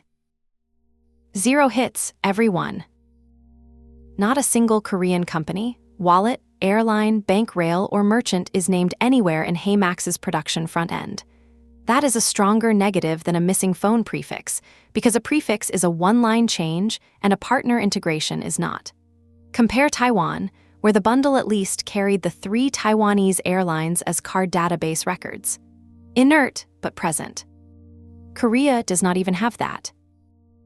The app stores add 2 more findings. Querying the listing for HeyMax across 8 storefronts, Korea, Singapore, Hong Kong, Australia, Japan, Taiwan, the Philippines, and the United States, returns the same application, version 6.5.0 everywhere. The first finding is the supported language list. English, only English. In every storefront on Earth, 3 years in, after a Hong Kong launch and into a Hong Kong operation, HeyMax has never shipped a word of any other language. The comfortable assumption about Korea would be that localization is a translation project. It is not. There is no non-English build to adapt. Korea would be HeyMax's first non-English market, built from character 0, in a country whose entire consumer internet, deal culture, and forum infrastructure operates in Korean script. Chapter 13 prices what 0 costs. The second finding is demand side. The Korean storefront lists the app, which is a global distribution artifact rather than a local launch, and it has never received a single rating. 0, ever, against Hong Kong's 20 and Singapore's 10. Australia, Taiwan, the Philippines, and the United States are also at 0, but Japan has 1, which is 1 more than Korea, Taiwan, and Australia have between them. The organizational layer matches the technical one. The careers system shows no Korea-based role and no Korean language requirement, and none has ever appeared. So what does this mean for HeyMax? Code is strategy, and Korea's code strategy is unambiguous. Korea is not wired, not staged, and not next. Indonesia is next. The traps matter beyond hygiene, because they determine how this market will be misread. If anyone ever wants the Korea line in that May 2025 press release to look like it meant something, the merchant database is what they will cite, and the control probes in this chapter are the standing refutation. But there is one more layer of the record to check, and it is the one that made Taiwan's verdict interesting rather than simple. Taiwan's code was empty too, and yet HeyMax held a live, direct, one-to-one transfer rail into Taiwan's flag carrier that it had announced to nobody. An unexercised option, quietly purchased. The obvious question is whether Korea has won. The transfer roster is the place to look, and it is the next chapter. Chapter 10, the roster with no Korean airline. The Taiwan volume turned on a single artifact. Buried in a record that was otherwise a catalog of nothing, no code, no hires, no content, no press, sat one real thing. EVA Air's Infinity Mileage Lands live as a direct one-to-one transfer partner of Max Miles, signed into the roster HeyMax kept when it was cutting 17 others, and announced to absolutely nobody. I called it an option. A real premium paid, and nothing paid since toward exercising it. It was the fact that made Taiwan's verdict interesting rather than simple, because it meant the company had spent genuine negotiating capital on a market it never talked about. This chapter asks whether Korea has an equivalent, and the answer determines whether this volume has a plot or an obituary. The test is straightforward. HeyMax's transfer roster is published across its help center and blog, and the airline programs it names are countable. Across the 287-page corpus enumerated in Chapter 8, here is how often each airline program appears. Asia Miles, 621 mentions. Flying Blue, 196. Crease Flyer, 166. Lotus Miles, 31. Japan Airlines Mileage Bank, 25. Infinity Mileage Lands, 10. SkyPass, 0. Isiana Club, 0. Not few, 0. In an estate of 287 pages, naming 6 airline programs hundreds of times, Korea's flag carrier, the only full-service mileage currency in the country, holding 45 million member accounts and 3.7 trillion South Korean won of liability, is never mentioned as a partner. Chapter 8 found the single editorial mention of Korean Air, and it was as an Emirates earning partner. Korea's flag carrier appearing in HeyMax's writing only as somebody else's plumbing. Cross-check that against the code. Chapter 9 established that SkyPass, Asiana, and Korean Air Return 0 hits across 5.4 megabytes of production JavaScript, so the absence is consistent at both layers. No rail in the product, no rail in the documentation, no rail in the roster. This is the decisive asymmetry of the volume, and I want to state it precisely, because it is the difference between Taiwan's verdict and Korea's. Taiwan was promised and quietly resourced. One real, live, negotiated airline rail sat in production, unannounced, pointed at exactly the market the company had committed to by name. That rail was the reason Taiwan made the roadmap at all, and it was the load-bearing fact under a recommendation to enter, because exercising an option you already own is a fundamentally different proposition from buying one. Korea was promised and never resourced at all. One sentence in May 2025 and nothing behind it, then or now. There is no option to exercise, nothing decaying quietly in the background, nothing that would be wasted by a decision to skip, nothing a future team would discover and wonder why nobody used. That absence changes the shape of the recommendation this book can make. In Taiwan, I could argue that entry was mostly the act of exercising something already paid for, at option money prices, in stages. Korea offers no such starting point. Every element of a Korean entry would have to be bought from zero. The rail, the localization, the payout method, the team, the merchant relationships. Now, is a SkyPass rail obtainable? This is the one question in the chapter with genuine uncertainty, so let me work it honestly. The argument for is real. HeyMax's existing members in Singapore, Hong Kong, and Japan fly Korean Air. Korea sent 9.5 million outbound trips to Japan, and in the other direction, is a major destination for Southeast Asian travelers. A transfer-out rail into SkyPass would serve demand that exists today. It requires no Korean entry, no localization, no entity, and no Korean phone prefix. It is a small, clean ask. A buy-miles agreement of the kind HeyMax already holds with a dozen carriers. The arguments against are structural, and Chapter 2 laid most of them out. Korean Air terminated Marriott Bonvoy transfers into SkyPass in June 2024, ending its last major international points partnership at precisely the moment the merger was closing. American Express membership rewards does not transfer to SkyPass.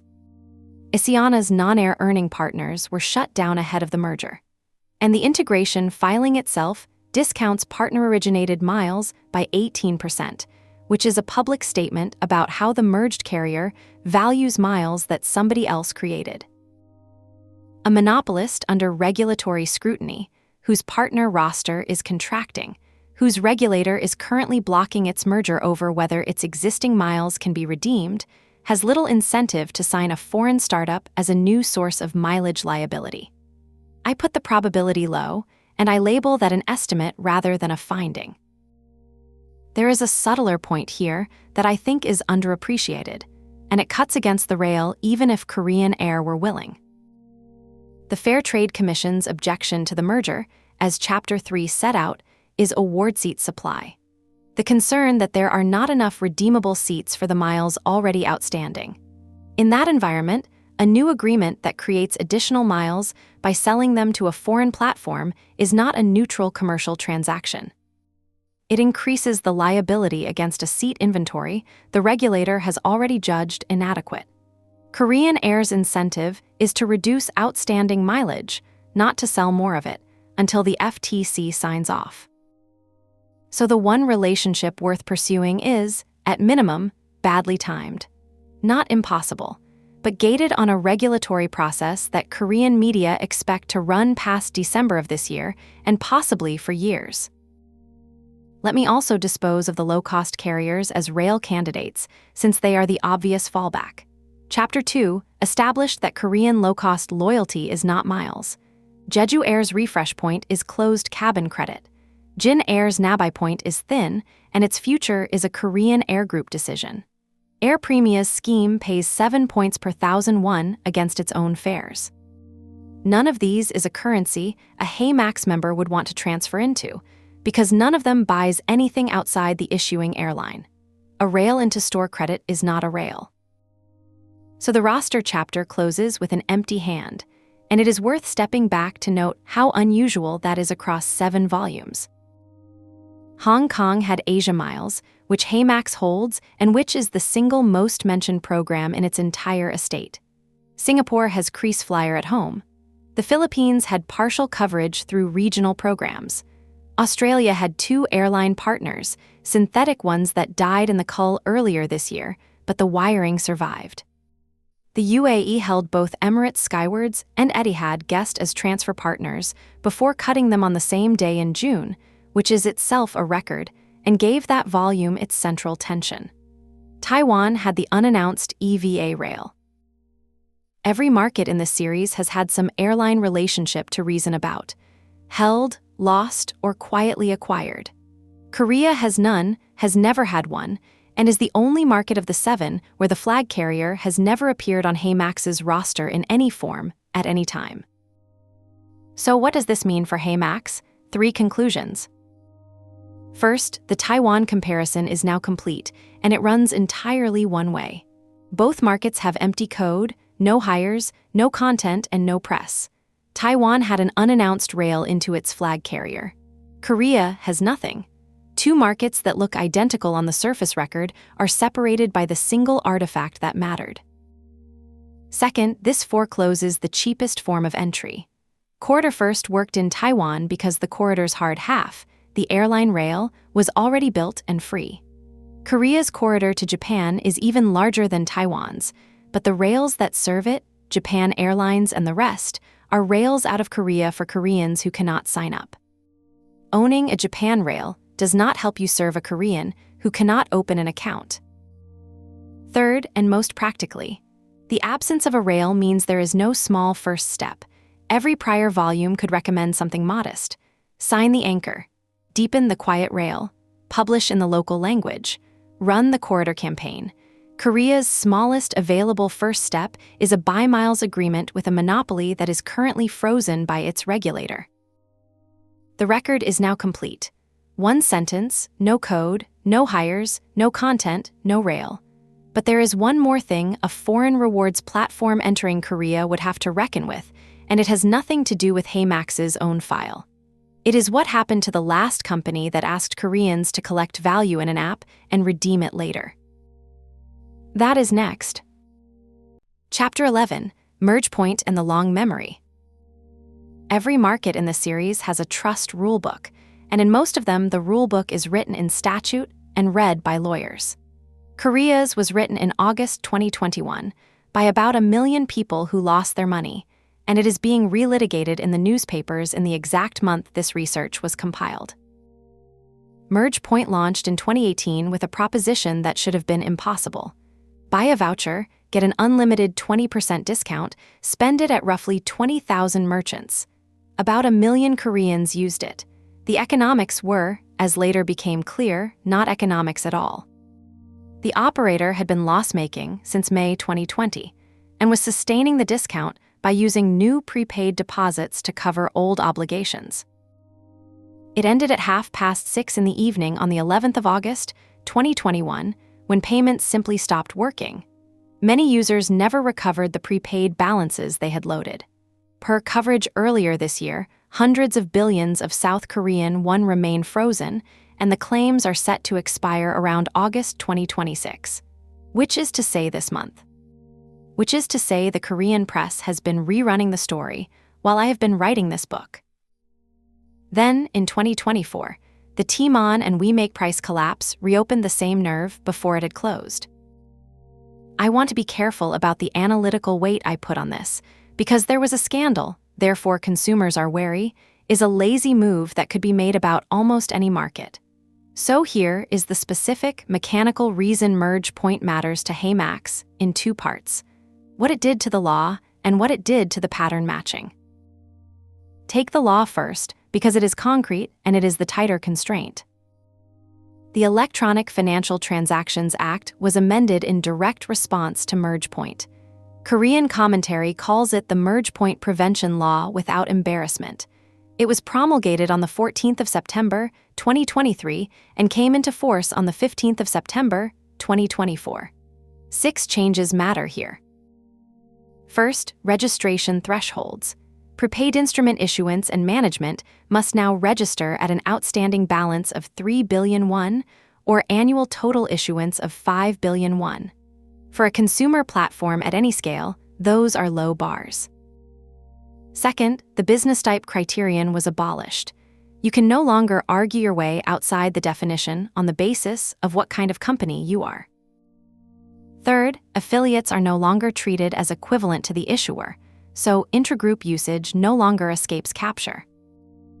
Fourth, and this is the clause that matters most, registration is exempt only where the instrument is usable at a single merchant.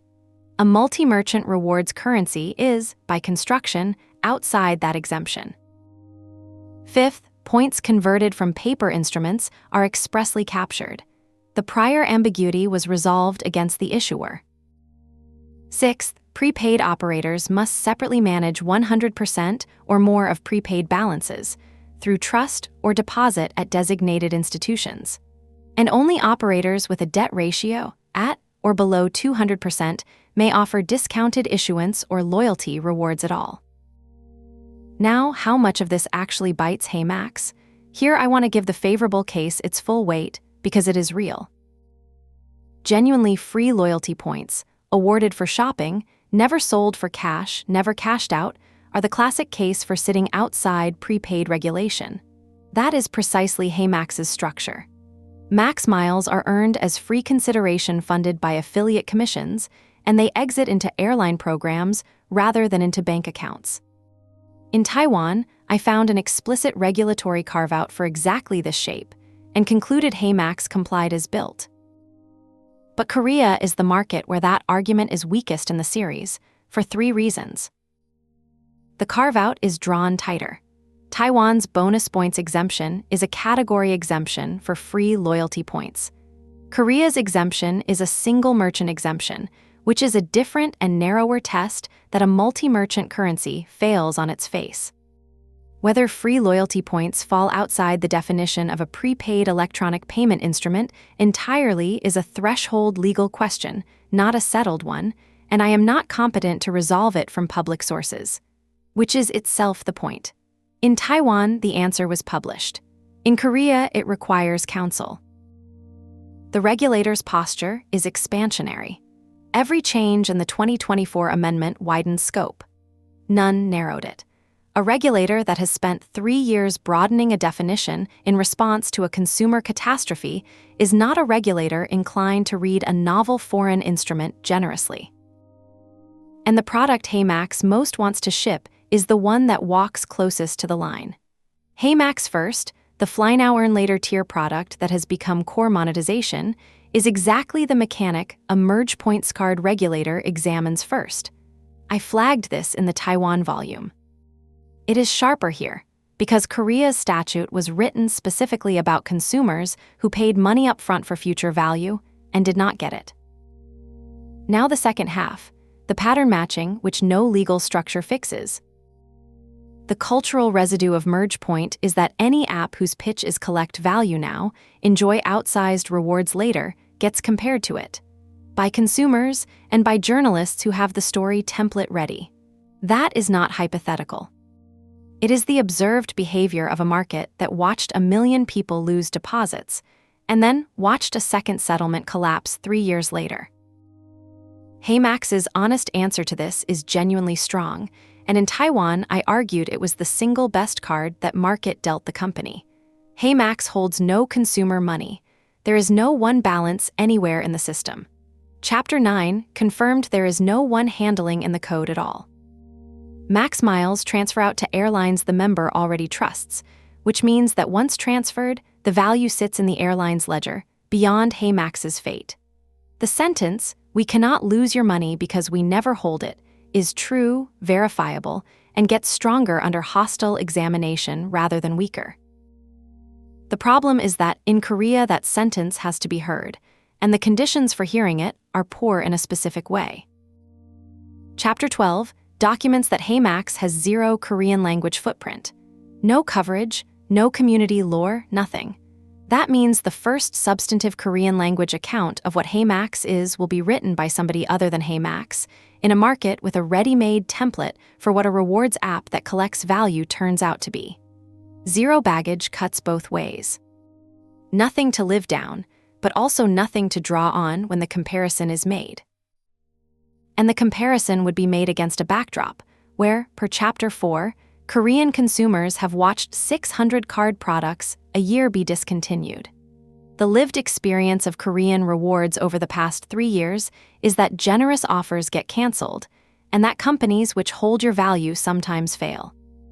A foreign startup arriving with an unusually generous proposition is walking into a market that has recently learned, twice, to distrust exactly that. There is a fair counterpoint, and I will make it. Korea has not become hostile to foreign consumer platforms in general. Chapter 12 shows a more discriminating pattern than that, and the compliance path here is navigable. Keep the currency free, never sell miles for cash in Korea, never permit cash out, keep redemption closed loop into airlines and travel. And get Korean counsel on the prepaid instrument threshold before shipping anything, particularly HeyMax First. Those are behavioral commitments that cost nothing except the option to ship one product. So the regulation does not, by itself, prohibit a Korean entry. What it does is raise the cost and the risk of a market whose economics, per chapters 4 through 7, cannot support ordinary costs and risks in the first place. That is the shape of this whole volume. No single obstacle is fatal, and the accumulation is. So what does this mean for HeyMax? 3 conclusions. First, the no-custody architecture remains HeyMax's strongest structural asset in Korea, exactly as in Taiwan, but only while it stays true. Shipping HeyMax first across the border unmodified would forfeit the one advantage the market's history actually rewards. Second, the single merchant exemption means the threshold legal question is genuinely open rather than obviously favorable. That is a counsel engagement before launch, not after. A real line item in Chapter 13's bill, and one that did not exist in Taiwan. Third, and this is the practical read. The trust problem is solvable in principle and expensive in practice. Publish the data flow document in Korean before anyone asks. State plainly that no one balance exists. Explain what happens to a member's miles if the company fails, which is the comforting part, since transferred miles sit in the airline's ledger. All of that is achievable, and none of it exists in Korean today. The record is complete and the rulebook is legible. What remains is to ask how Korea would actually receive this. A market where, as far as I can measure, not one person has ever heard of HeyMax. Chapter 12, Entering at True Zero. The P-Pompu Forum is Korea's 4th largest online community and its first-ranked deal and finance forum. Roughly 51 million visits a month, with a culture built entirely around finding, sharing, and dissecting bargains. Its money and savings board is where app-tech stacks get compared, card churn gets litigated, and points arbitrage gets argued to 2 decimal places daily. Search it for HeyMax and it returns, translated, there are no posts about HeyMax. Search it in Korean transliteration, 0 results. Clean, the community of information technology professionals whose frugal buying board is the country's 2nd deal channel. No search results. Milemoa, the canonical Korean language miles community. 0. Naver blogs searched by site scope. 10 incidental string matches, all of them unrelated, family stories, Windows tips, and none about the platform. Naver cafes. 3 unrelated pages, none about the platform. Korea's 2 serious tech business publications have never written the name. The Reddit picture is the most precise of the set because it is countable. Across the entire archive, HeyMax returns 26 submissions. Every one of them is Singapore orbit. The Singapore Personal Finance sub, referral code subs, an Ask Singapore sub, Singapore promo code subs, a Singapore Miles sub, a general travel hack sub. There is not one submission in any Korea subreddit. The query HeyMax Korea returns nothing at all. In the entire Korean language internet, I can find exactly one artifact. HeyMax's Google Play listing rendered in Korean, which is machine-localized store copy shipped globally rather than anything a person wrote for a Korean audience. I should be honest about the limits of this sweep. Naver's own search refused automated access, so Naver blog and cafe coverage was inferred through site-scoped external search, which indexes public posts only. Closed Naver cafes, and the important ones are often membership-gated, are not externally searchable. That is a genuine blind spot. But given 0 signal on every open channel, including both major deal forums, the Diaspora Miles Hub, and Reddit, meaningful hidden awareness is implausible. So HeyMax would enter Korea at true 0, not low awareness, 0. There is a favorable reading of that, and I made it in the Taiwan volume where the same condition held. 0 awareness means 0 baggage. No failed launch to live down, no burned community, no skeptical thread hardened into consensus.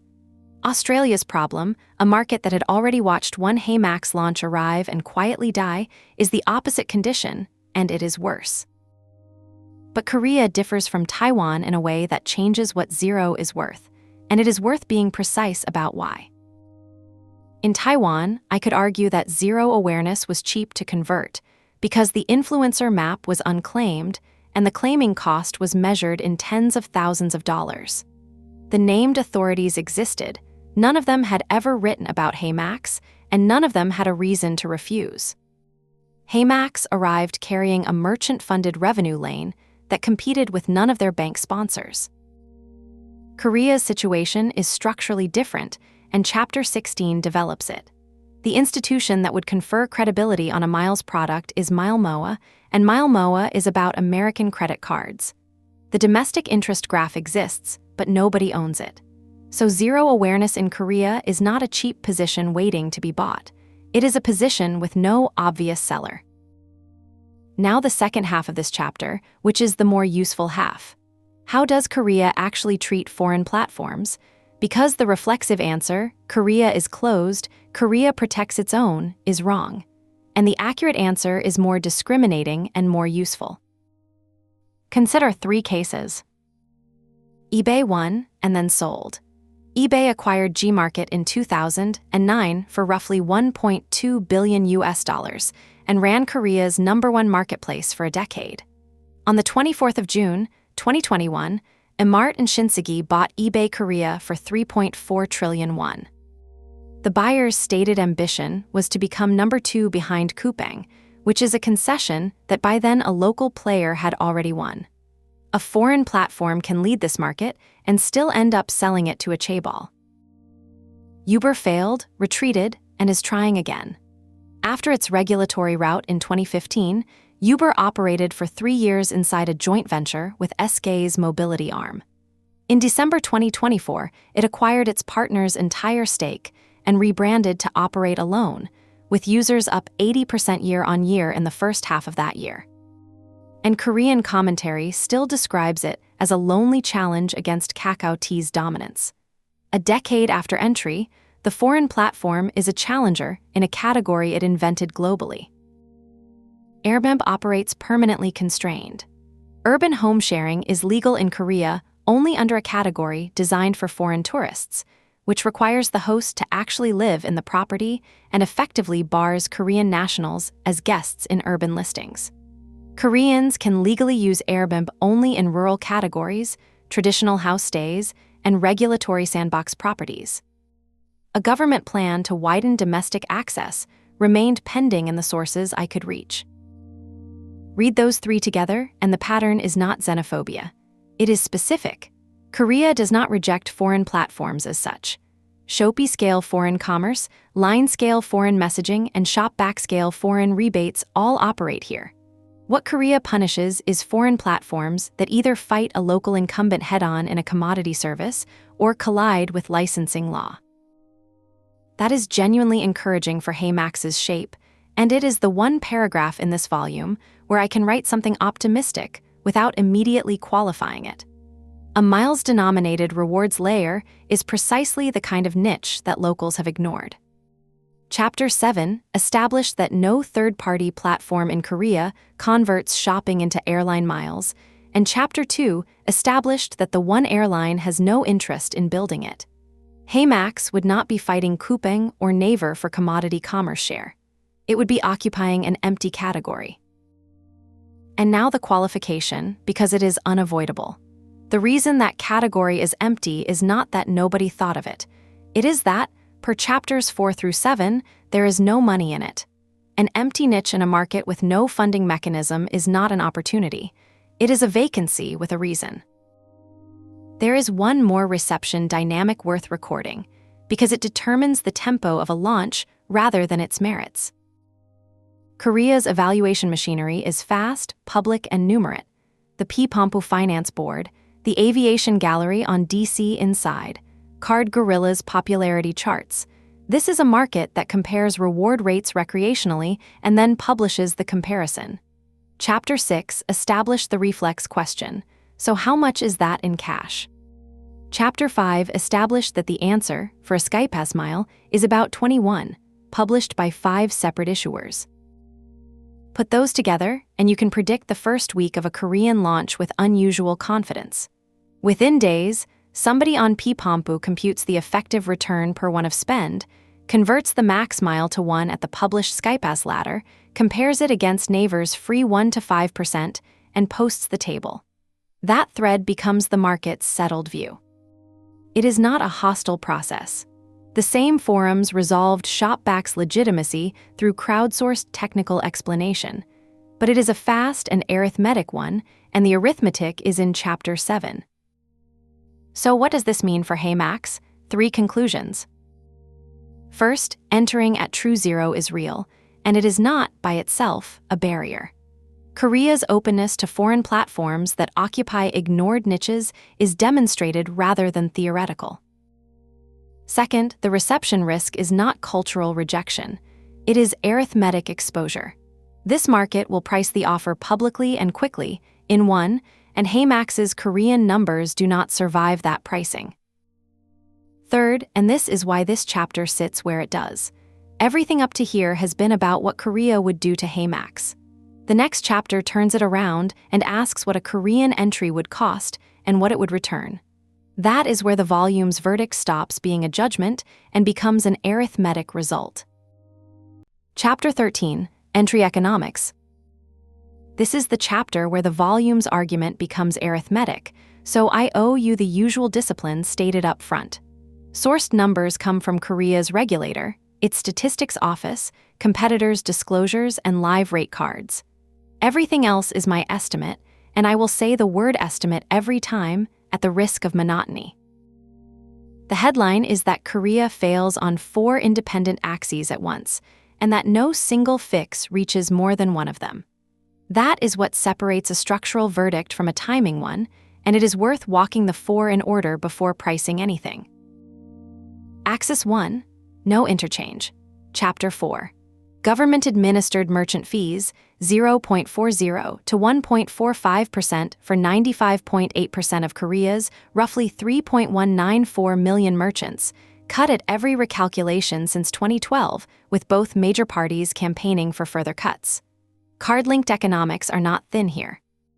They are absent. That is true in no other market in the series. Axis 2, no value spread. Chapter 5. Skypass mile acquisition cost 15 to 25 South Korean won across 5 published bridges. Market value 15 to 21 across 3 independent methods. The ranges overlap. HeyMax's engine, paying out in a currency worth more to the member than it costs the platform, has nothing to run on. Axis 3, a thin merchant rail, missing its largest merchant. Chapter 7. Domestic marketplaces pay members 0.5% to 1%, implying 0.7 to 2% gross, roughly 1/3 to 1/5 of Taiwan's. And coupang, somewhere between 22.7 and 40% of Korean online commerce, depending on the basis, is absent from the only foreign cashback platform operating in the country. Axis 4, a free incumbent default. Chapter 7 again. Naver pays 1% base, 2% with Naver Pay, and a headline 5% under a 4,901 membership to the roughly 30.68 million people, 60% of the population, who earned Naver points in 2024. No extra app, no click-through, no reconciliation delay. Now note what would have to change for Korea to work, axis by axis. Axis 1 requires the National Assembly to reverse 14 years of merchant fee policy against the lobbying of 3 million small merchants. Axis 2 requires Korea's points conversion market to become less efficient. Axis 3 requires coupang to open its affiliate program to rebate platforms. Axis 4 requires Naver to stop paying its members. These have no common cause and no common fix. A larger budget reaches none of them. A better team reaches none of them. Waiting reaches none of them, and on axes 1 and 4, waiting makes things worse, since the fee cuts continue and Naver's membership keeps deepening. That is the difference between Korea and the Philippines, and it is the most important comparison in this book. The Philippine verdict was, not now, thin commissions on small baskets in a market whose middle class was still forming. Early markets grow into their economics. Korea is the opposite of early. A market so mature, so heavily banked, and so thoroughly competed that the margins have already been driven to zero by parties who will not reverse. Korea is not early. Korea is finished. With that established, let me price the entry anyway, because a verdict that refuses to do the arithmetic is not a verdict. The addressable segment. Sourced. 132.5 million credit cards, roughly 2.57 per adult. Card approvals in 2024 above 1,200 trillion won. Outbound travel, 29.55 million departures last year, 9.46 million of them to Japan. Those are the biggest demand numbers in the series. The honest subset is much smaller, and here I flag low confidence loudly, because no official split of miles-motivated versus cashback-motivated consumers exists. Triangulating from the domestic community footprint, the co-brand card field, and the diaspora skew of the miles content economy, genuinely sophisticated domestic mile optimizers plausibly number in the low hundreds of thousands, against tens of millions of passive Skypass accumulators. All estimates. That beachhead is not obviously smaller than Taiwan's, which I put at 150,000 to 500,000 optimizers inside 1 to 2 million miles-aware travelers. Korea's is probably comparable or larger in absolute terms. Demand is not where Korea fails. I want that on the record because the rest of this chapter is unrelieved, and it would be easy to conclude the market is small. It is not small, it is unfundable. The revenue side. Take the beachheads shopping through a Korean HeyMax. Domestic e-commerce commission at 0.7 to 2% gross, an estimate derived from the observed rate card on a rail that excludes coupang. Pass through the customary 50 to 70%, and the member sees a fraction of a percent, against Naver's 1 to 5%, free, on the same purchases. Convert that to miles and Chapter 5 bytes. At 15 to 25, one of acquisition cost per mile, a few hundred one of commission funds on the order of 10 to 20 miles per order. That is an estimate. Against a Japan round-trip award requiring tens of thousands of miles, that is a fraction of 1% of a ticket per purchase. Taiwan's equivalent order funded 100 to 165 miles against a 13,000-mile Tokyo redemption. Roughly 1% of a ticket. Korea's drip is an order of magnitude less satisfying, in the market most likely to compute it publicly. The travel vertical is the exception and the only bright number in the chapter. Click it up to 25%, Agoda it up to 20%, Trip.com and Hotels.com at 10%. Those are real commissions on large baskets. Hold that. It is the seed of Chapter 18. The cost side, all estimates. Localization is a full build, not an adaptation. Chapter 9 established that the app ships in English only in every storefront on Earth. Korean is a new language and a new script, and Korea will not tolerate English first. Chapter 12's evaluation machinery operates entirely in Korean. Translation itself is cheap. The structural bill is not. Internationalization engineering. A permanent Korean content and community function because deals change daily, and Korean language support. I put localization plus a first local team year at roughly 250,000 to 500,000 US, the same shape as Taiwan's. But Korea carries a penalty Taiwan did not. Taiwan had partial adjacency to Hong Kong. Shared script, different register, a bilingual team could cover both. Korea has no adjacency discount at all. Nothing in HeyMax's estate transfers. Not a string, not a support macro, not a piece of marketing creative. Acquisition costs more than elsewhere, for a reason specific to this market. Chapter 6's AppTech economy has trained Korean consumers to expect instant, advertiser-funded cash for attention. A miles-denominated drip competes for the same install against apps that pay immediately in one. I have no published Korean fintech benchmark to anchor on, and I will not invent one. The directional estimate is that acquisition costs more and pays back less than in Taiwan, given the thinner drip. Compliance is a real line item rather than a formality. Chapter 11. The single merchant exemption makes the prepaid instrument threshold question genuinely open, and it wants Korean counsel before launch, not after. Taiwan's carve-out was published and favorable. Korea's requires an opinion. Assemble it. A lean entry run from an existing regional unit, 2 hires, a Korean build, affiliate rails, 1 corridor campaign, lands in the same $300,000 to $400,000 range Taiwan did, plus the council engagement and minus the adjacency discount.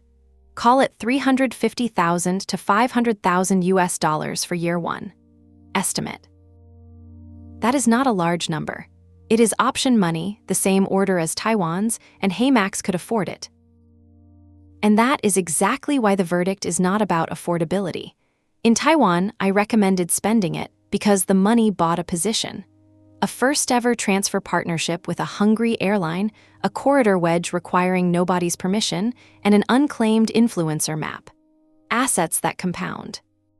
In Korea, the same money buys entry into a market where the unit economics do not clear on any axis, against a free incumbent, with no anchor to sign and no rail to exercise. The question is never whether HeyMax can afford Korea. It is what the money buys, and in Korea it buys a running cost with no compounding asset behind it. One more framing, because it is the trap this market is built to spring.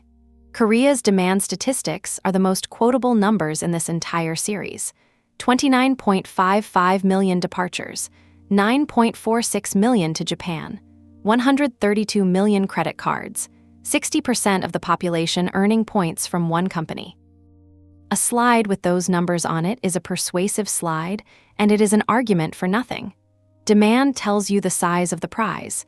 It says nothing about whether you can be paid for delivering it. In most markets, those correlate, which is why the shortcut usually works. Korea is where they come apart completely. So what does this mean for HeyMax? The economics do not clear, they do not clear on 4 independent axes, and none of the 4 is a weighting problem. What remains is to count the genuine openings honestly, and there are 3, and every one of them belongs to somebody else, and then to say what should actually be done instead. Chapter 14. Opportunities Honestly Counted. Every volume in this series has an opportunities chapter, and in 6 of them it has been the easy chapter to write. Taiwan had 5 structural openings: an empty airline seat, a permission-free corridor wedge, a coalition socket, a newly divorced transit incumbent, and an unclaimed influencer map. The UAE had the richest per-user economics in the portfolio, and an open 60-partner exchange to anchor on. Korea has 3, and I am going to count them honestly rather than pad the list to 5, because a padded opportunities chapter is how a bad entry gets approved. Each of the 3 is genuine. Each is also contingent on somebody other than HeyMax making a decision, which is the structural difference between this chapter and Taiwan's. The first opportunity: grievance is peaking while the bridge is close. Korea's points-to-miles plumbing is contracting at exactly the moment consumer attention to mileage value is at its height. The pieces, assembled from earlier chapters. Naver Pay to SkyPass is the only points-to-miles bridge from a gatekeeper wallet, and it is being devalued. 22 points per mile through January of this year, moving to 25 points per mile from the 1st of February. That is a devaluation of about 13.6%, and it triggered a visible convert before the deadline scramble in Korean posts. It is also capped at 5,000 miles a month, with a 220-point minimum, own name accounts only, and irreversible once done. OK Cashbag's bridge to Asiana has been terminated outright. Kakao Pay and Toss never opened mileage bridges at all. GS Retail left the Open GS and Point Coalition on the 26th of February, 2025, to launch its own closed program. Marriott's transfers into SkyPass ended in June 2024. Meanwhile, the Fair Trade Commission is publicly fighting Korean Air over whether miles can be redeemed at all. A transport minister has already forced one devaluation to be withdrawn, and expiring mileage anxiety is an annual December news cycle. So the emotional conditions are the best in the series. Korean consumers are aggrieved about precisely the thing HeyMax exists to fix, that their points are trapped, shrinking, and hard to turn into travel, and the trapping is getting worse in public, on a published schedule. Why this is contingent? None of it creates a mechanism. Grievance is demand side, and Chapter 13 established that Korea's failure is entirely supply side. A market can be furious about mileage value and still have no commission pool to fund an alternative. Anger is not a rail. The second opportunity: nobody owns the domestic miles interest graph. This is the finding I regard as the most genuinely interesting in the Korean research, and Chapter 16 develops it fully. The canonical Korean language miles institution is Milemoa, but Milemoa is about American credit cards serving the Korean diaspora in the United States because domestic Korean conditions cannot support the game it teaches. Its spine is Chase, Amex, and CD sign-up bonuses, which do not exist in Korea's fee-capped card market. Domestically, the interest exists and it is large. The Naver Cafe for smart consumers, with more than 1 million members, found it explicitly to be a Korean answer to Milemoa. The Aviation Gallery on DC Inside, where genuinely expert people answer mileage and routing questions for free. Card Gorilla's travel and mileage card charts, which are where commercial mileage intent concentrates. But there is no domestic institution whose organizing principle is optimizing miles earned from Korean spend. The audience is assembled and unowned. In a market where content is how trust is manufactured, that is a real vacancy, and it is the same vacancy I priced as the cheapest strategic asset in the Taiwan volume. Why this is contingent? Owning an interest graph requires giving it something to be interested in. In Taiwan, the offer was a genuinely new proposition, a rebate that flies, in a market with no such product. In Korea, Chapter 13's arithmetic means the offer would be a thinner drip than Naver's free default. You cannot become the institution for a market by publishing analysis of a product the market's own arithmetic rejects. The third opportunity: the merge remedy carriers. This is the only opening in the volume with the shape of a genuine anchor, and it exists because of an antitrust remedy rather than a market process. When Korean Air acquired Asiana, competition authorities required route divestitures, and 2 carriers received them. Tiway Air took the 4 European remedy routes from Korean Air. Paris in August 2024, Rome and Barcelona in the 3rd quarter, Frankfurt in October, plus Zagreb, and it launched Vancouver in the middle of 2025. It flies these on widebody Airbus A330s and Boeing 777s, with a fleet of 43 aircraft as of June 2025, and 5 A330-900 Neos arriving from this year. And crucially, control was taken by the Deemyung Sono Group, with the airline being renamed Trinity Airways. Shareholder approval came in March of this year, and the rebrand is expected in the second half. Read the structure of that. A challenger suddenly holding premium long-haul routes, flying widebodies, with no developed frequent flyer program, owned by a hospitality group whose core business is resorts. An owner that understands lifetime value and needs a loyalty franchise. And a rebrand, which is the single best window in a company's life to launch a partner-fed currency, because the brand is being introduced anyway. That is the Starlux analog. It is the Velocity analog. It is the shape this series has taught me to look for. Air Premia is the second candidate, and it is truer in product. An all-Boeing 787 premium long-haul hybrid flying Los Angeles, Newark, San Francisco, and Honolulu, with Washington, D.C., added in April of this year. Precisely the routes the Korean diaspora and the miles-optimizing class care about. Its premium members program is thin, with no partner ecosystem. Why these are contingent, and why I rank them as watch items rather than an entry thesis. Both are financially stretched. Air Premia was reported in December 2025 to be weighing Airbus widebodies and even narrow bodies amid Boeing delivery delays. It is also operationally tied to Korean Air, which leased it 4 787-9s in January 2024 as the U.S. corridor remedy. A dependency that may constrain independent loyalty ambitions.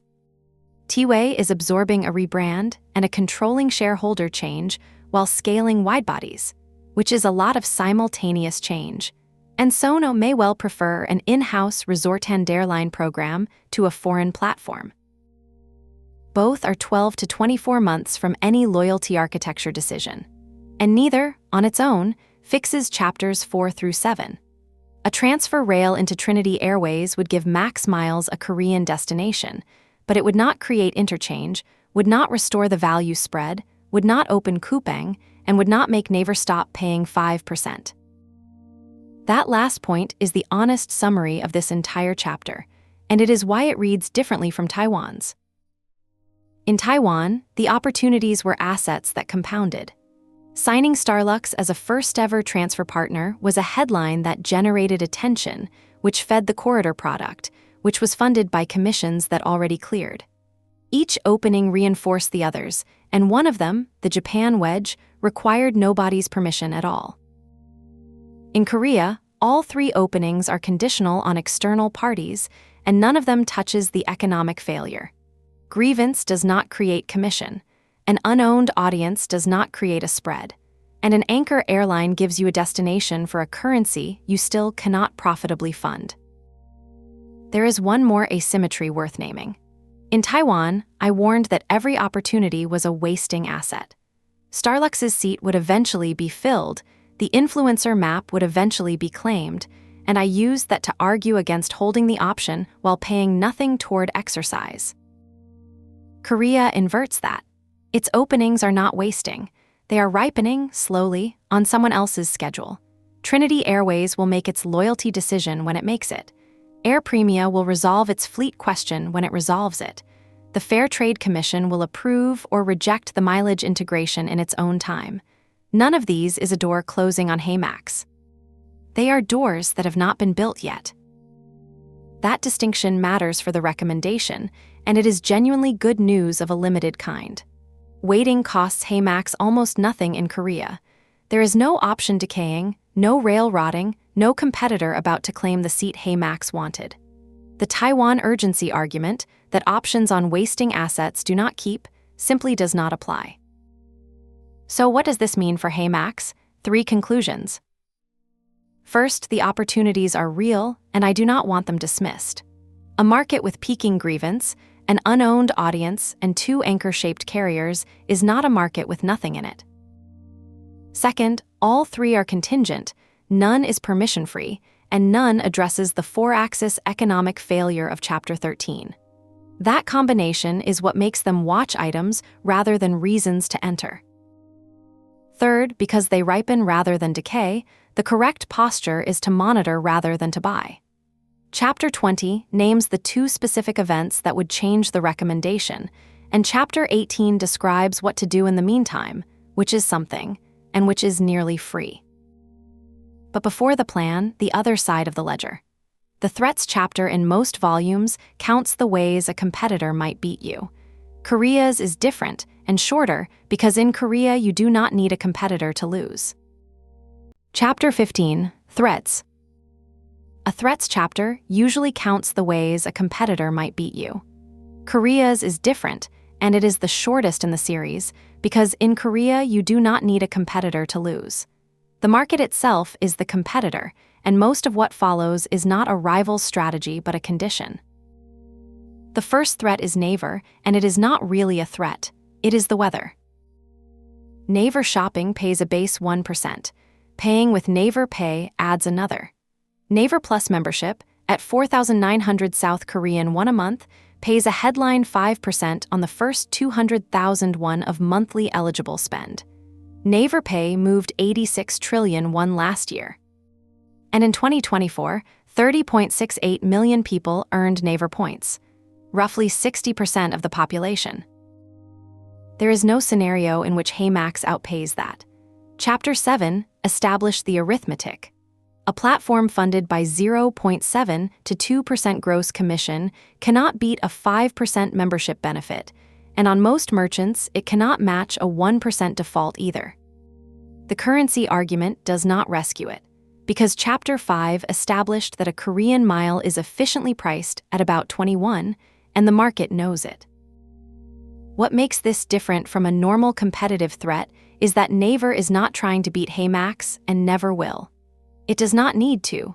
Naver's points are a retention mechanism for a commerce and search business, funded by merchant marketing budgets at a scale a foreign startup cannot approach. A HeyMax entry would be evaluated against Naver by consumers, automatically, on day one, and would lose on the numbers without Naver noticing it had happened. The second threat is toss, and it is subtler. The category is already occupied by a bank. Toss reached a record 20.81 million monthly active users in June 2025, roughly 40% of the population using one finance app. Its benefits tab is Korea's mass-market shop-to-earn surface. Brand cashback, coupon collection, point missions, a pedometer, and a paid Prime tier at 5,901 a month that boosts earning. So the behavior HeyMax sells, open an app, do a small thing, accumulate value, is already a national habit inside a product Koreans open for other reasons. HeyMax's version asks a member to add an app whose only function is that habit, and to accept a currency worth about 21 a mile instead of 1.211. Toss is also a gatekeeper rather than a partner, for the same reason Line was in Taiwan. Its economics require value to stay inside Toss points, and building your core loop inside somebody else's super app converts you into a feature they can copy, throttle, or drop. I would not recommend a structural Toss dependency, which means Toss is a competitor by default rather than by choice. The third threat is Coupang, and it is a wall rather than an attack. Coupang runs somewhere between 22.7% and 40% of Korean online commerce, depending on measurement basis, with 22.5 million product commerce active customers and revenue past 41 trillion won. Its WOW membership passed 14 million subscribers at the end of 2023 before disclosure stopped. And when the fee rose 58% in August 2024, from 4,990 to 7,891 a month, subscribers kept growing. That last fact deserves a moment because it is the most interesting consumer datum in the volume. Koreans will pay more for a rewards membership when the value is legible. That is not a market that rejects paid loyalty. It is a market that rewards it when the arithmetic is obvious. But Coupang's benefits are closed, funded internally, and, per Chapter 7, not accessible to a third-party rebate platform on the observed evidence. So the largest merchant in the country is simultaneously the proof that Koreans will pay for loyalty value, and the reason a foreign platform cannot deliver it.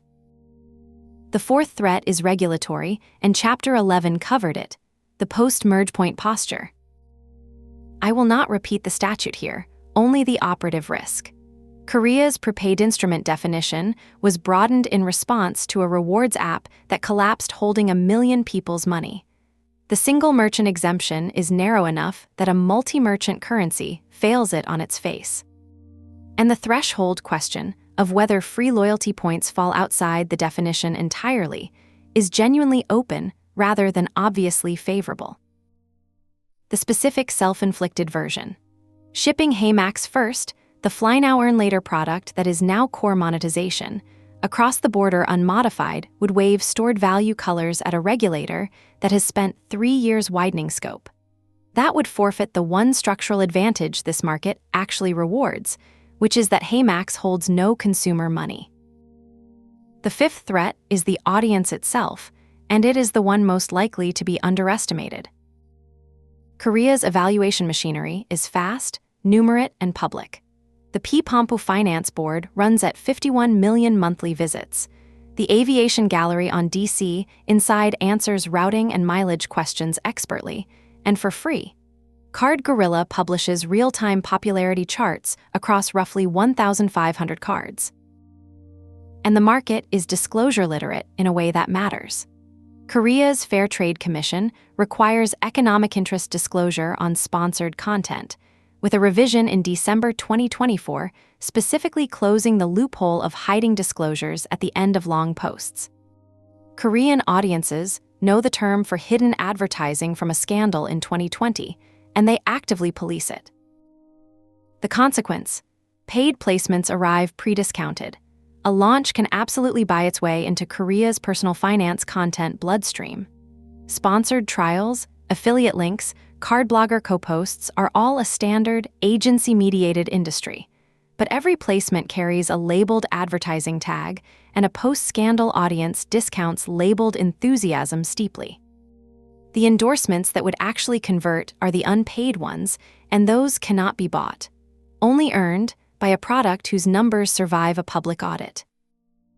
Chapter 5 and Chapter 7 are what that audit would find.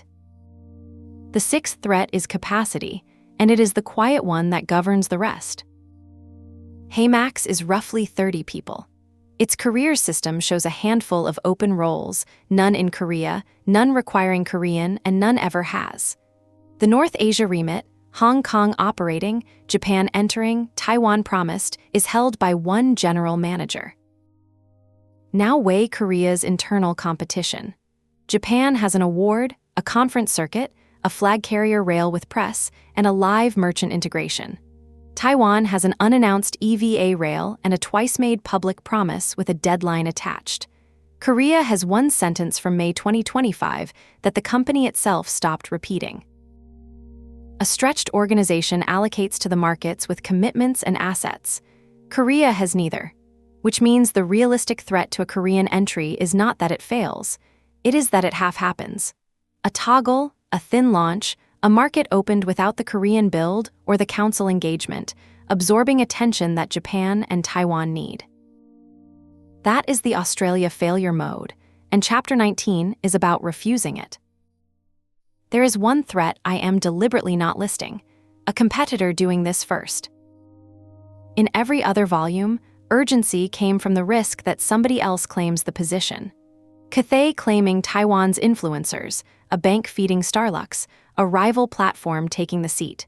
In Korea, I do not think that risk is real, and it would be dishonest to manufacture it. No domestic player is building shop-to-earn into miles, because the same four-axis arithmetic that stops HeyMax stops them, and they can read a merchant fee table faster than I can. OK Cashbag already runs a shop-through portal and pays one-pegged points, because that is what the economics support. The reason this category is empty in Korea is not that nobody thought of it. It is that there is no money in it. An empty category with no money in it is not a race. Nobody is coming. So what does this mean for HeyMax? Korea does not fail because Naver crushes it, or because the regulator forbids it, or because a competitor gets there first. It fails because nothing in the market can fund the product, and every actor large enough to change that has a reason not to. That is a strange and slightly deflating conclusion for a threats chapter, and it is the accurate one. The next chapter looks at the one group who could, in principle, make a Korean case anyway. The people who tell this market what to believe about miles. And it finds that they are, almost entirely, somewhere else. Chapter 16, the institution that is somewhere else. Every market in this series has an institution that tells it what to believe about miles. Singapore has Mile Lion. Taiwan has Trip Plus. Hong Kong has a dense commentariat orbiting Asia Miles. These institutions matter more than their traffic suggests, because in a category where the product is an abstract currency with variable value, trust is manufactured by explanation, and explanation has authors. Korea's institution is called MileMoa. It is the most sophisticated Korean language miles community in the world, and it is about American credit cards. That sentence is the finding of this chapter, and it takes a moment to appreciate how strange it is. MileMoa evolved from a personal blog into a closed community, and Korean language descriptions call it the representative financial cherry-picking community, focused on credit cards and travel information. Its content spine is United States issuer sign-up bonuses. Chase, Amex, CD. Transfer partner strategy, a newest deals board, first credit card guides for new arrivals, and referral infrastructure. Its audience is the Korean diaspora in the United States, for whom it plays the role of an essential guide. Why did the canonical Korean language miles institution end up serving Americans? Because the game it teaches cannot be played in Korea. Chapter 4 explains it in one number. Korean merchant fees are capped at 0.40 to 1.45% for 95.8% of merchants, which means Korean issuers cannot fund sign-up bonuses, and sign-up bonuses are the entire engine of the American points hobby. Korean cards earn roughly 1 mile per 1,000 won on fee-bearing products. There is no churn game, no welcome offer arbitrage, no transfer bonus hunting across a dozen flexible currencies, because there is one airline and one currency. So Korea's most capable miles thinkers did what Taiwan's top optimizers did, and the Taiwan volume documented the same defection. They left. Not physically, necessarily, but strategically. The sophisticated Korean language miles conversation is conducted about a card market on the other side of the Pacific. The line I quoted from a Taiwanese forum, "Switch to American cards, everything you swipe smells great," has a Korean equivalent. And in Korea, it built an institution. The gravitational pull reaches back home in a way that is almost poignant. Korean language SkyPass guides routinely include US-issued SkyPass cards and Marriott Bonvoy transfer ratios, which is Mile-MOA-style knowledge diffusing into domestic content. Even though Marriott's SkyPass transfers were terminated in June 2024, and even though the US cards are unavailable to a person living in Seoul. Meanwhile, the domestic audience exists and is large. The Naver Cafe for Smart Consumers, founded in 2009 explicitly to be a Korean answer to Mile-MOA and Flyer Talk, reports more than 1 million members. Though cafe member counts include dormant accounts, and I treat the number as scale rather than activity. The Aviation Gallery on DC Inside is the closest thing Korea has to a real miles forum. Unpaid, anonymous, high knowledge, full of people who will patiently explain taxes, routing rules and mileage mechanics to a stranger before a trip. Korean coverage describes it exactly that way. And commercially, mileage intent concentrates at Card Gorilla, Korea's largest credit card comparison platform, operating since 2010, comparing roughly 1,500 cards with real-time popularity charts and referral-based monetization. Since Korean miles culture is card-first, Card Gorilla's travel and mileage charts are where somebody who wants miles actually goes. So the picture is this: a large domestic interest graph, a genuinely expert unpaid forum, a commercial choke point, and no institution whose organizing principle is optimizing miles earned from Korean spend. The audience is assembled and unowned. In the Taiwan volume, I called an equivalent vacancy the cheapest strategic asset in the entire book. Every name on Taiwan's influencer map was unclaimed.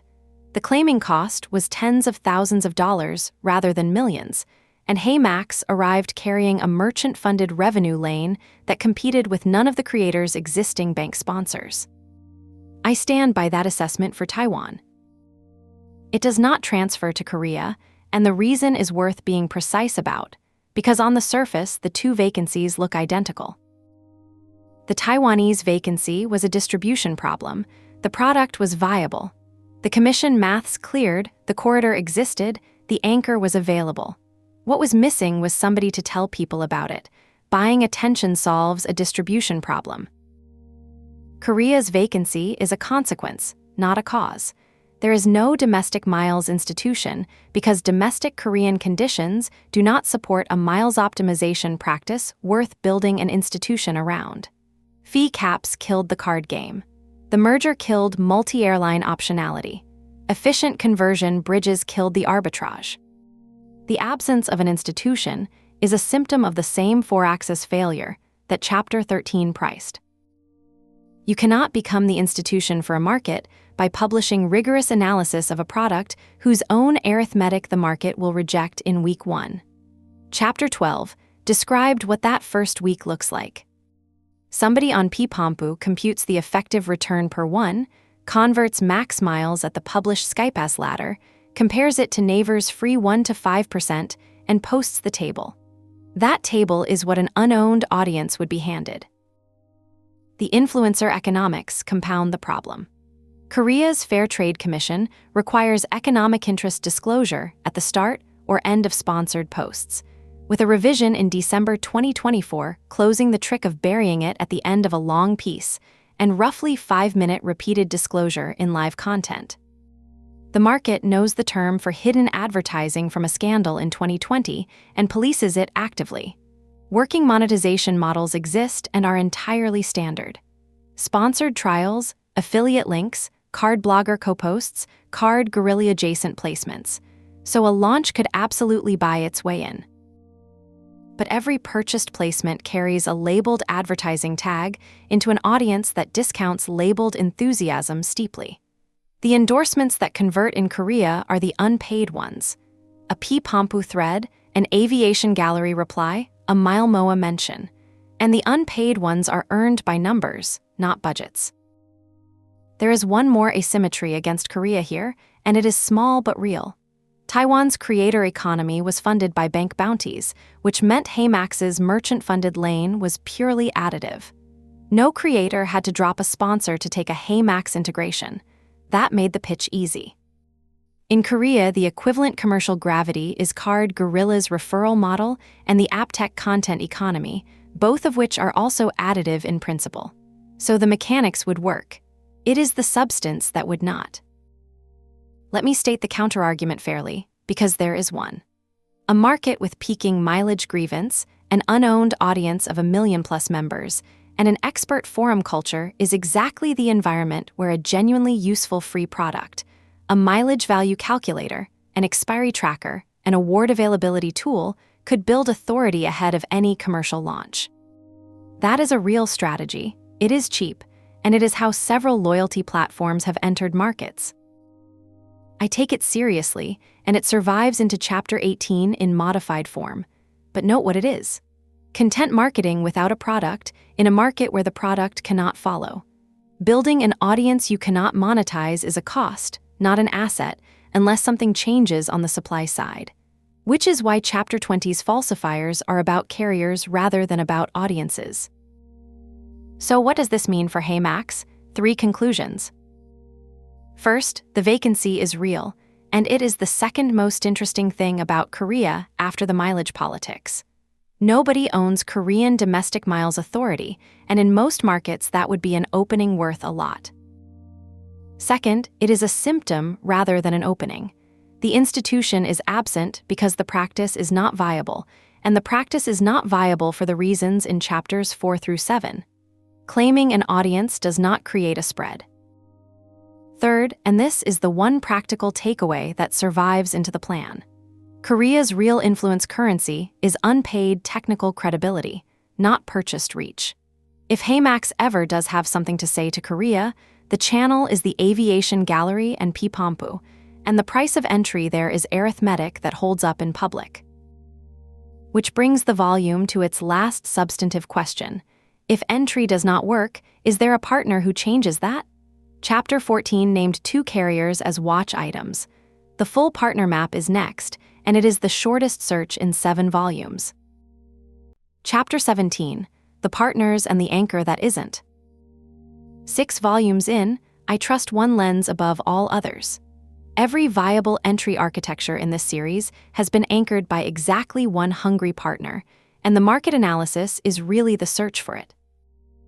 Hong Kong, institutional issuance riding Octopus and Visa rails, acquired through CRIP. Australia.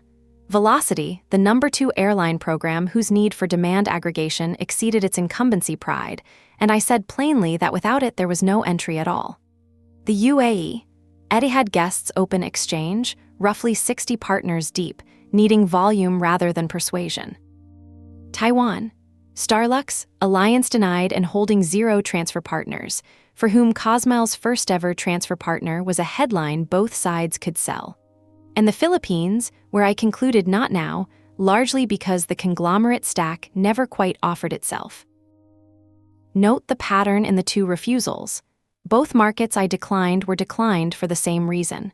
No anchor presented itself. That is the 3rd leg of this series' doctrine, and Korea is where it gets tested hardest, because Korea has the best demand of the 7. So, who anchors Korea? Korean Air SkyPass. Redemption destination only, and even that is badly timed. After the merger, SkyPass is the only full-service mileage currency in the country.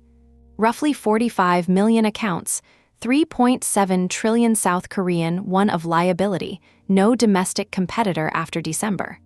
On the standard heuristic, go to the biggest program, it is the obvious first call. It is also, on the evidence, the least motivated counterparty in 7 volumes. It terminated Marriott Bonvoy transfers in June 2024, ending its last major international points partnership as the merger closed. Amex membership rewards does not transfer in. Asiana's non-air earning partners were shut down. And its integration filing discounts partner-originated miles by 18%, which is a public statement about how it values miles somebody else created. And Chapter 10's timing point stands. The Fair Trade Commission is blocking the merger over whether existing miles can be redeemed. In that environment, signing a deal that creates additional miles against a seat inventory the regulator already considers inadequate is not a neutral transaction. Korean Air's incentive is to shrink outstanding mileage until the FTC signs off, not to sell more of it. Realistic role. A transfer-out rail for existing max miles holders elsewhere in Asia. Realistic probability, low and gated on a regulatory process expected to run past December. This is the one relationship worth asking for, and Chapter 18 builds around it, but I would not plan on it. Trinity Airways, formerly T-Way, the only structurally correct anchor candidate. Everything in Chapter 14 applies. The 4 European remedy routes plus Zagreb and Vancouver, 43 aircraft, a 330-900 NEOs arriving from this year. Control taken by the Demyung Sono Group. A rebrand to Trinity Airways expected in the second half of the year after shareholder approval in March. And no developed frequent flyer program. This is the Starlux shape. A challenger holding premium long-haul routes it did not earn organically, needing demand channels with a hospitality owner who understands lifetime value. At the exact moment, it must introduce a new brand. A rebrand is the best window in a company's life to launch a partner-fed currency. Probability, low to moderate, and I mean that honestly rather than diplomatically. Against it, widebody scaling strains a balance sheet. A rebrand plus an ownership change is a great deal of simultaneous disruption, and a resort group may well prefer an in-house program spanning hotels and flights to a foreign platform's currency. Air Premia, truest in product, most constrained in fact. An all 787 fleet, flying Los Angeles, Newark, San Francisco, and Honolulu, with Washington, D.C., from April of this year.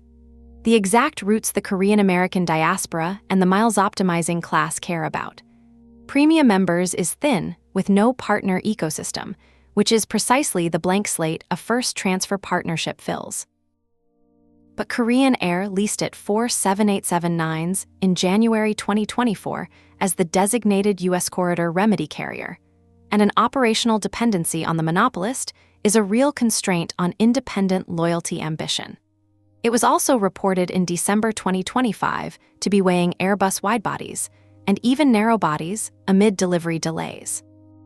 That is a company solving fleet problems rather than loyalty problems.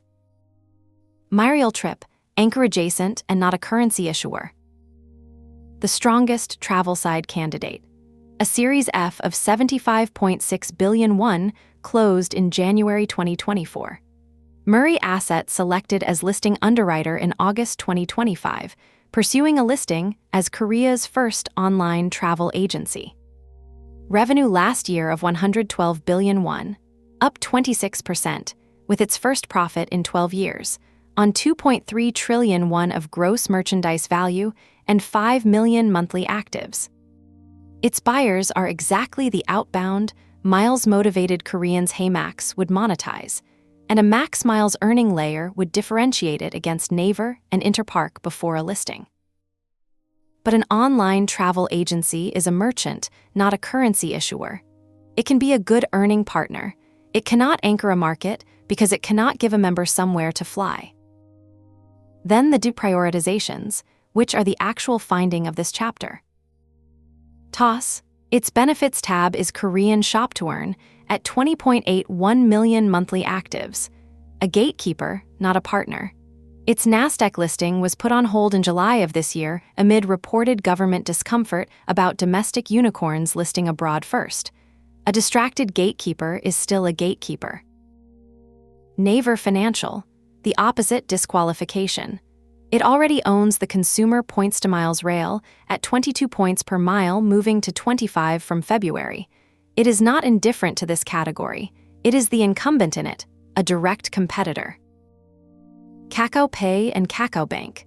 No mileage rails at all, points that cannot be withdrawn as cash, and chronic regulatory and governance overhang. Not candidates. Hyundai Card, the one genuinely partnership-active issuer, which brought Apple Pay to Korea in 2023 and runs the Korean Air co-brand ladder. But its private label deals go to brands that bring demand.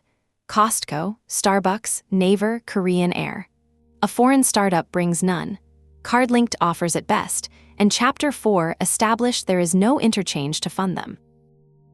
The coalitions are Chaebol Private Gardens, and the trend marker is unambiguous. On the 26th of February, 2025, GS Retail withdrew from the Open GS and Point coalition to launch its own closed program.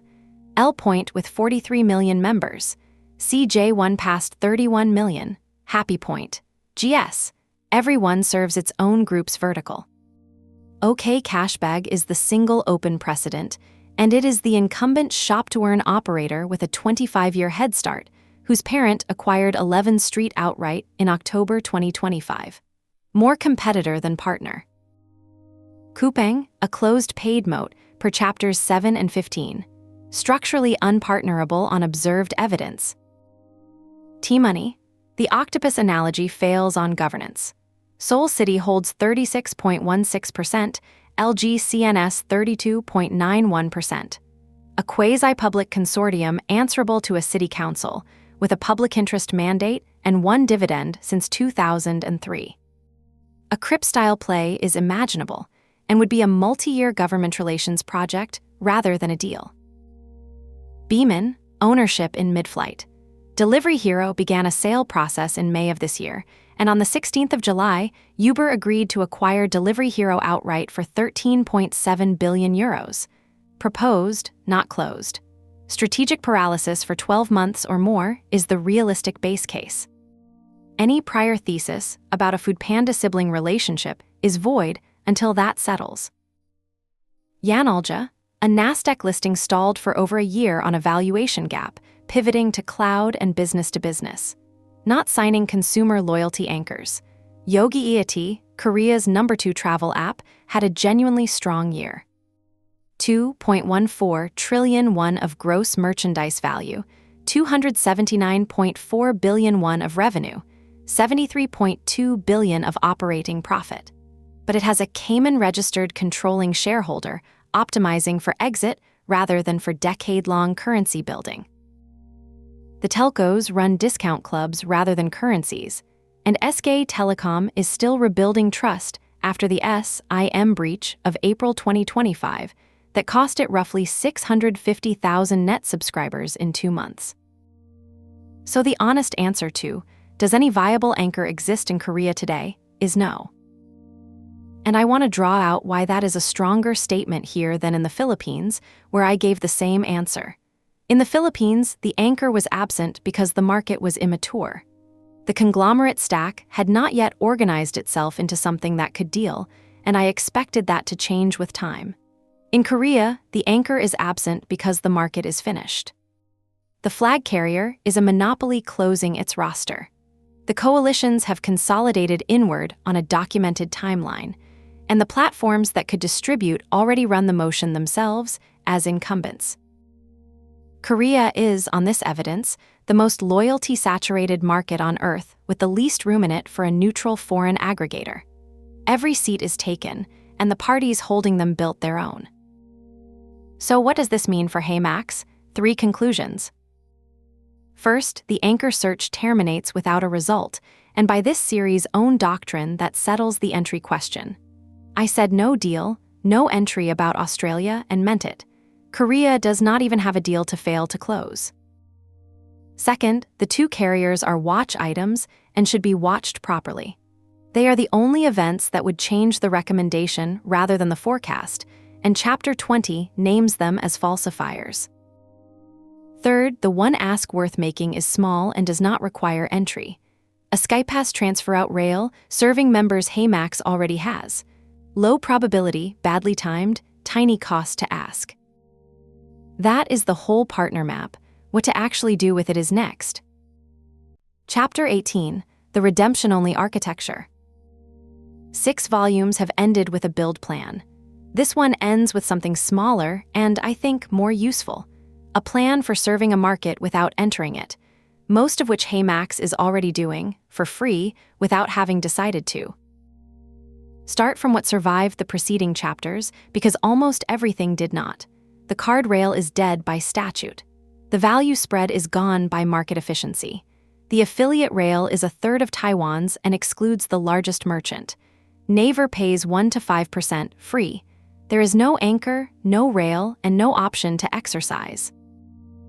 3 things survived. 1. The travel vertical pays real money.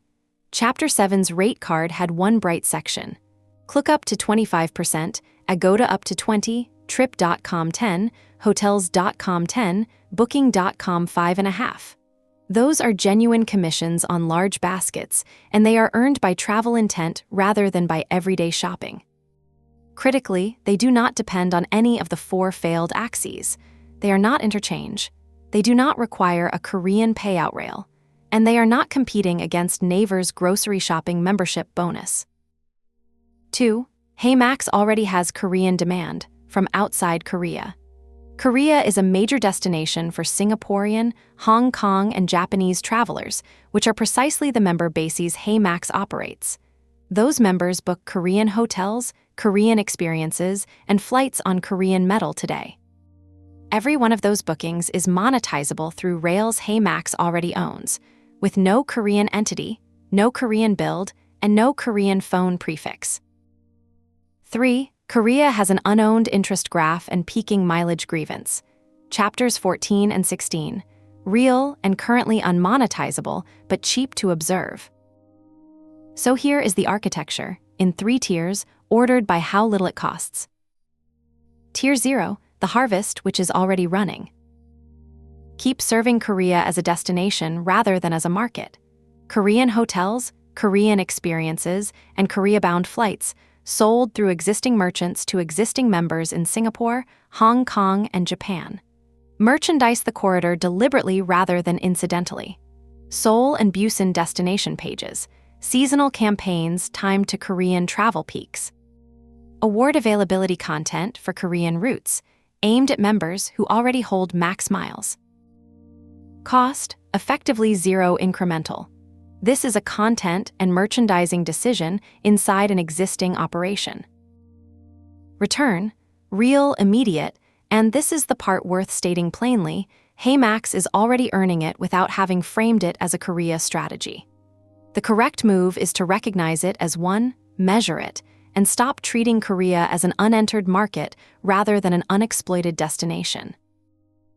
Tier 1, the one ask which is small and probably fails.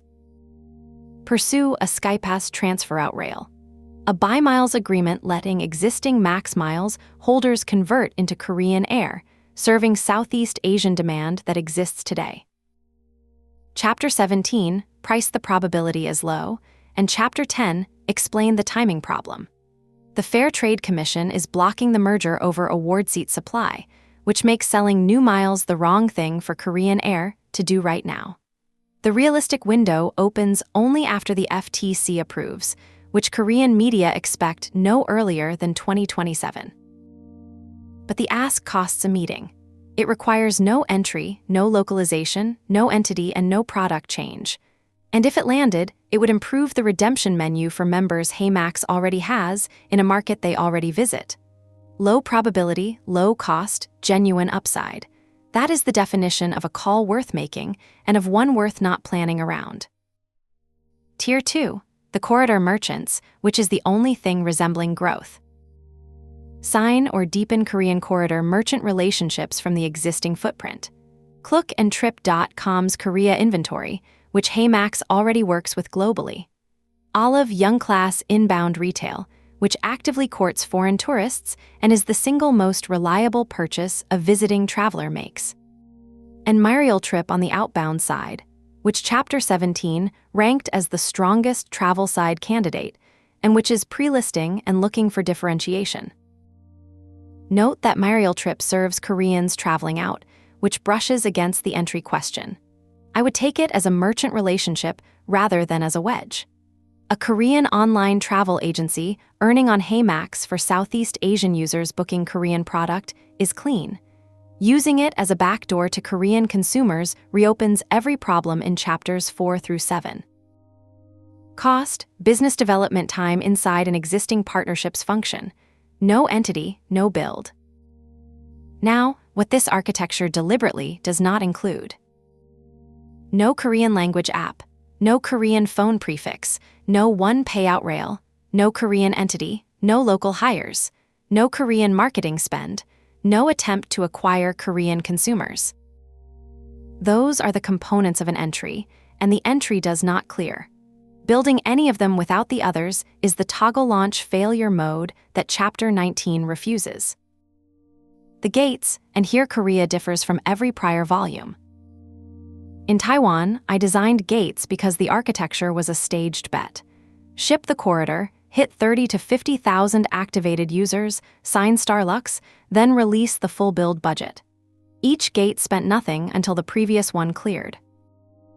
Korea's gates are not spending gates. They are watching gates because the recommendation is not to spend.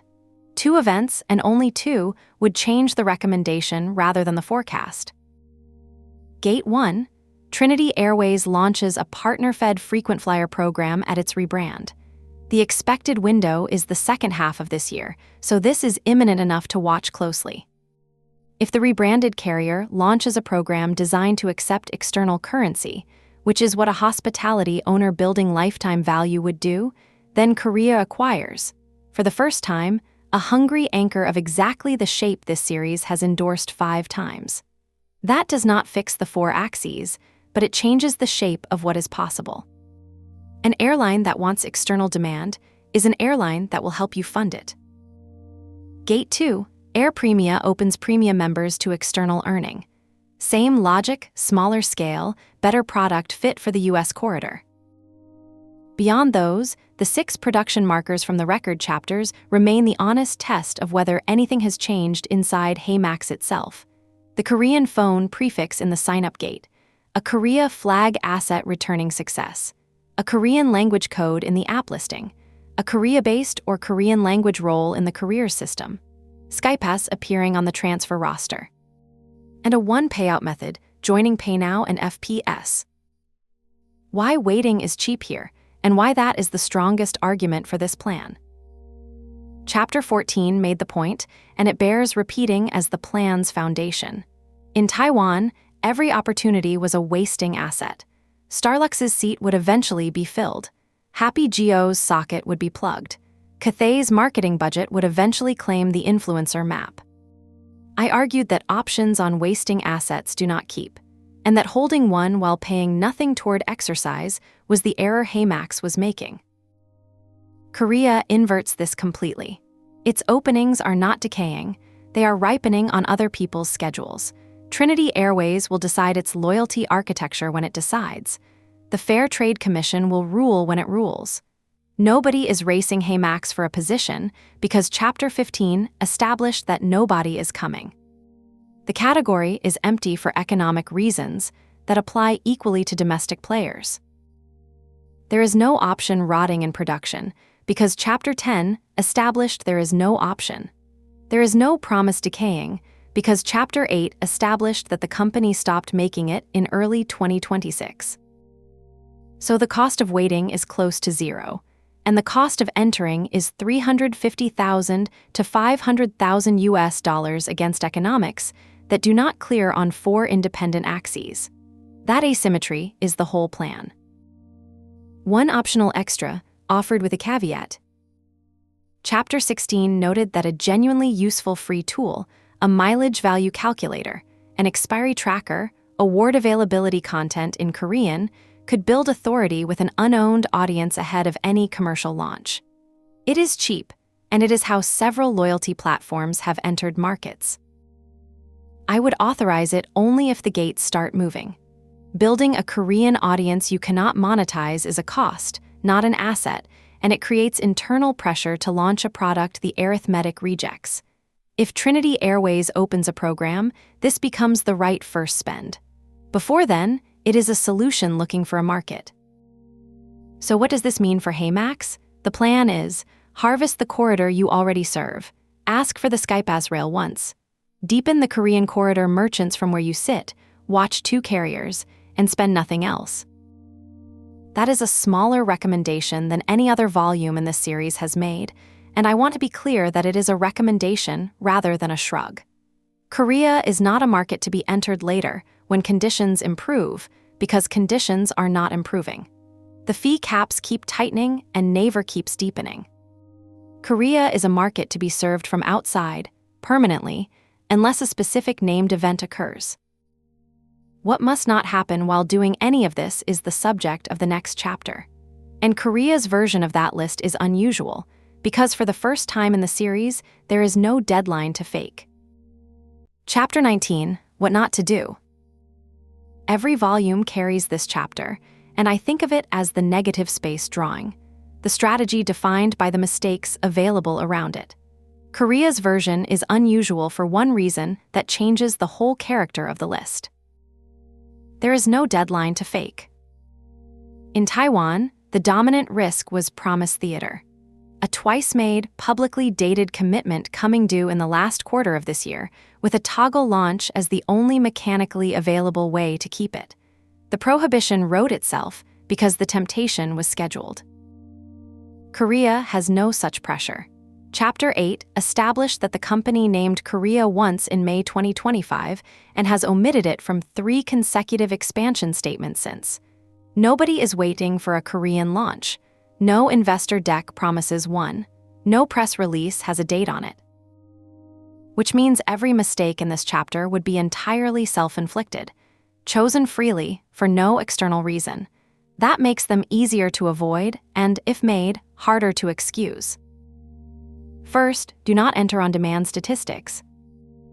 This is the seductive mistake, and it is the one Korea is built to cause. The numbers are the most quotable in the series. 29.55 million outbound departures, 9.46 million trips to Japan, 132.5 million credit cards, 60% of the population earning points from one company.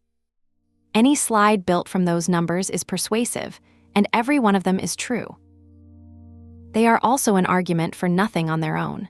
Demand tells you the size of the prize. It says nothing about whether you can be paid for delivering it. In most markets, those 2 questions have correlated answers, which is why the shortcut usually works and why it has worked in 6 previous volumes. Korea is the market where they come apart completely. Best-in-class demand and a 4-axis failure to monetize it. The specific discipline. Any Korea proposal must lead with the funding mechanism, not the addressable market. If the first slide is departures and the 4th slide is commissions, the deck is arguing backwards. Second, do not build one component of an entry without the others. The components are a Korean language app, a one payout rail, a Korean phone prefix, a local hire, merchant integrations, and counsel on the prepaid instrument threshold. Building any subset produces a shell. Adding the Korean phone prefix and flipping on affiliate campaigns is achievable in weeks. HeyMax's regional affiliate networks already cover Korean e-commerce, and Chapter 9 established that the gate is a hard-coded map that takes 1 line to extend. That is the Australia failure mode of 2023. A 10-week push, 0 app ratings, abandonment, and a revival years later conducted against the community's memory. Korea would punish it harder than Australia did, for the reason Chapter 12 gave. The evaluation machinery here is fast, numerate, and public. An English-only launch with a fraction of a % earning rate would be priced on P-Pompu within days, in 1, against Naver's free 5%. And unlike Australia, HeyMax would be spending the one asset Korea genuinely offers. True zero baggage, no failed launch to live down. The tell is the same as always. No Korean app in the listings language codes, no one payout rail in the redemption schema, No Korea or Korean language role in the career system. If a Korea launch ever arrives without those three, nothing launched. Third, do not ship HeyMax first into Korea without counsel. This is the regulatory version of self-harm, and it is the most specific prohibition in the chapter. Korea rewrote its electronic payment statute because a rewards app collapsed holding 1 million people's prepaid money. The amendment broadened the definition of a prepaid electronic payment instrument, abolished the business type escape, and left an exemption so narrow, single merchant use only, that a multi-merchant rewards currency fails it on its face. Whether free loyalty points sit outside the definition entirely is genuinely open, not obviously favorable. HeyMax First, the Fly Now Earn Later tier product that has become core monetization, is precisely the mechanic that Regulator examines first.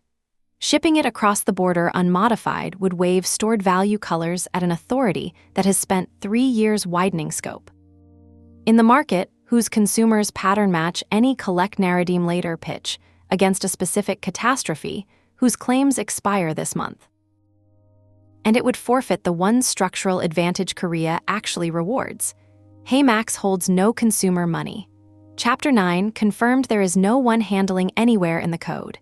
We cannot lose your money because we never hold it, is true, verifiable, and gets stronger under hostile examination. It is only an asset while it stays true. The bright lines, and they cost nothing. Never sell max miles for cash in Korea, never permit cash out, keep redemption closed loop into airlines and travel, and get Korean counsel on the threshold question before shipping anything, not after. Fourth, do not fight a cashback war. The temptation arrives dressed as growth marketing. Match the domestic rates, outbid the defaults, buy the comparison table win. The arithmetic forbids it. Chapter 7. 0.7 to 2% gross commission on domestic e-commerce with coupang unavailable. Chapter 5. A mile efficiently priced at about 21 with no perceived value premium to exploit. And Naver, 1% base, 5% under membership, free to 60% of the population. A platform funded by 2% cannot outbid a platform giving away 5%. And the currency argument that rescues this comparison everywhere else, that a mile is worth more than it costs, is the one argument Korea's efficient conversion market has already refuted in public at 5 published exchange rates. The corollary: do not respond to that arithmetic by subsidizing the gap. Buying volume at negative unit economics in a market with no anchor and no compounding asset is how the $350,000 entry of Chapter 13 becomes a multi-million-dollar one. Fifth, do not build the core loop inside Naver or Toss. The gatekeeper trap, and Korea has 2 of them. Toss has 20.81 million monthly actives and a benefits tab that is already Korea's mass-market shop-to-earn surface. Naver Pay moved 86 trillion won last year and already owns the only consumer points-to-miles rail. Both would be tempting distribution partners, precisely because they solve the awareness problem Chapter 12 describes, and both would convert HeyMax into a feature inside somebody else's super app. Copyable, throttleable, and structurally dependent. This is the line lesson from Taiwan and the Gcash lesson from the Philippines, and Korea offers it twice. Distribution only is the correct posture if either is ever used at all. Campaign placements, never the core loop. Sixth, and this one is specific to a market you are choosing not to enter. Do not build an audience you cannot monetize. Chapter 16 identified a genuine vacancy. Nobody owns Korea's domestic miles interest graph, and a free useful tool could claim it cheaply. Chapter 18 kept that idea alive, conditionally. The prohibition is on doing it before the gates move. Building a Korean audience with no product behind it does 2 bad things. It spends money on a market that cannot pay it back. And worse, it manufactures internal pressure to launch. A team that has spent a year building Korean language authority will argue for shipping something to the audience it built. That is how a watch item becomes an entry, without anyone deciding to enter. Read the 6 back and they share one grammar, the same way Taiwan's did. Each is a way of acquiring the appearance of a Korea strategy without the substance of one. Entering on demand rather than economics. Shipping a component rather than a product. Buying volume rather than earning it. Borrowing a gatekeeper's distribution rather than owning a channel. Or building an audience rather than a business. The discipline this chapter asks for is unusual and worth naming plainly. Every other volume asks the company to do something difficult. This one asks it to keep not doing something, for a long time, in a market whose statistics will keep making the case for entry every time somebody new reads them. That is harder than it sounds. The demand numbers do not go away.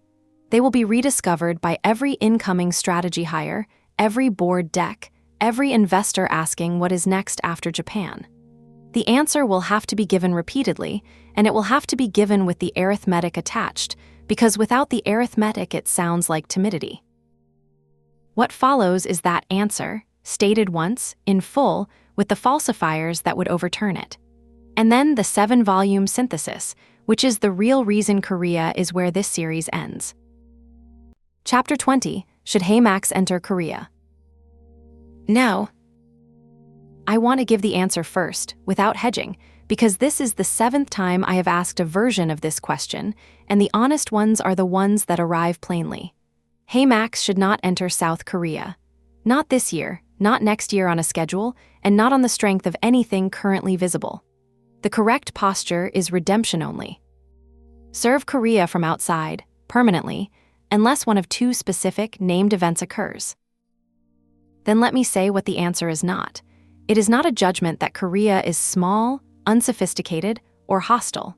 Korea is the best demand market this series has examined, by a distance. 29.55 million outbound departures last year from 51.7 million people. 9.46 million trips to Japan in a single year. 132.5 million credit cards. And a loyalty culture so politically charged that a transport minister forced a flag carrier to withdraw a devaluation, and a competition regulator is currently blocking a merger over award seat supply. If demand decided these questions, Korea would rank first among every market in this series, and it would not be close. The answer is that there is no mechanism by which HeyMax gets paid. 4 failures, independent of one another, with no common cause and no common fix. Interchange does not exist. Korean merchant fees are government administered. 0.40 to 1.45% for 95.8% of roughly 3.194 million merchants, cut at every recalculation since 2012, with both major parties campaigning for further cuts. Issuers killed more than 1,100 card products in 2 years. Card-linked economics funded from Interchange are not thin in Korea. They are impossible, and that is true in no other market in this series. The value spread does not exist. A SkyPass mile costs 15 to 25 South Korean won to acquire across 5 published bridges, and is worth 15 to 21 across 3 independent valuation methods. The ranges overlap. HeyMax's engine, paying out in a currency worth more to the member than it costs the platform, has nothing to run on, because Korea's transparent, competitive conversion market has already competed the arbitrage away. The merchant rail is thin and missing its largest merchant. Korean marketplaces pay members 0.5% to 1%, implying 0.7 to 2% gross, 1/3 to 1/5 of Taiwan's. And Coupang, somewhere between 22.7 and 40% of Korean online commerce, is absent from the only foreign cashback platform operating in the country, while every rival is present. The incumbent gives it away free. Naver pays 1% base, 2 with Naver Pay, 5 under a 4,901 membership, to the 30.68 million people, 60% of the population, who earned Naver points in 2024. No extra app, no click-through, no reconciliation delay. Consider what would have to change. Axis 1 requires the National Assembly to reverse 14 years of policy against 3 million small merchants. Axis 2 requires Korea's conversion market to become less efficient. Axis 3 requires Coupang to open its affiliate program to rebate platforms. Axis 4 requires Naver to stop paying its members. None of these is a waiting problem. On 2 of them, waiting makes things worse. That is what separates this verdict from the Philippines, and the comparison is the most useful one in the book. The Philippine answer was, not now, thin commissions on small baskets in a market whose middle class was still forming. Early markets grow into their economics. You wait, and the arithmetic improves. Korea is the opposite of early. It is a market so mature, so heavily banked, so thoroughly competed and so tightly regulated that the margins were driven to zero by parties who will not reverse. Korea is not early. Korea is finished. And unlike Taiwan, there is nothing already paid for. Taiwan's verdict was interesting because HeyMax quietly held a live, direct, unannounced transfer rail into EVA Air, an option purchased and never exercised, which made entry substantially the act of using something already owned. Korea has no rail, has never had one, and is the only market of the 7 where the flag carrier has never appeared on HeyMax's roster in any form. There is no option to exercise, nothing decaying, nothing that a decision to skip would waste. What to do instead, from Chapter 18, briefly. Harvest the corridor already being served. Korean hotels, experiences, and flights sold to existing Singaporean, Hong Kong, and Japanese members, which HeyMax earns on today without framing it as a Korea strategy. Ask once for a SkyPass transfer out rail, accepting that the Fair Trade Commission's award seat fight makes it badly timed and low probability. Deepen Korean corridor merchants from the existing footprint, and spend nothing else. Now the falsifiers, because a verdict without them is a mood. 6 markers would tell me HeyMax has changed its own mind, and they are the same production tests this series has used throughout. The Korean phone prefix appearing in the sign-up gate. The Korea flag asset returning success rather than a 404. A Korean language code entering the app listing, which after 3 years of English only would be the largest single signal. A Korea-based or Korean language role appearing in the careers system. SkyPass appearing on the transfer roster, and a one payout method joining PayNow and FPS in the redemption schema. As of the 7th of August, 2026, none is moving. But those would falsify my forecast. 2 events would falsify my recommendation, which is a different and more important thing. Trinity Airways launching a partner-fed frequent flyer program at its rebrand. T-Way Air holds the 4 European merger remedy routes plus Zagreb and Vancouver, flies widebodies, has no developed program, and was taken over by a hospitality group, with the rebrand expected in the second half of this year.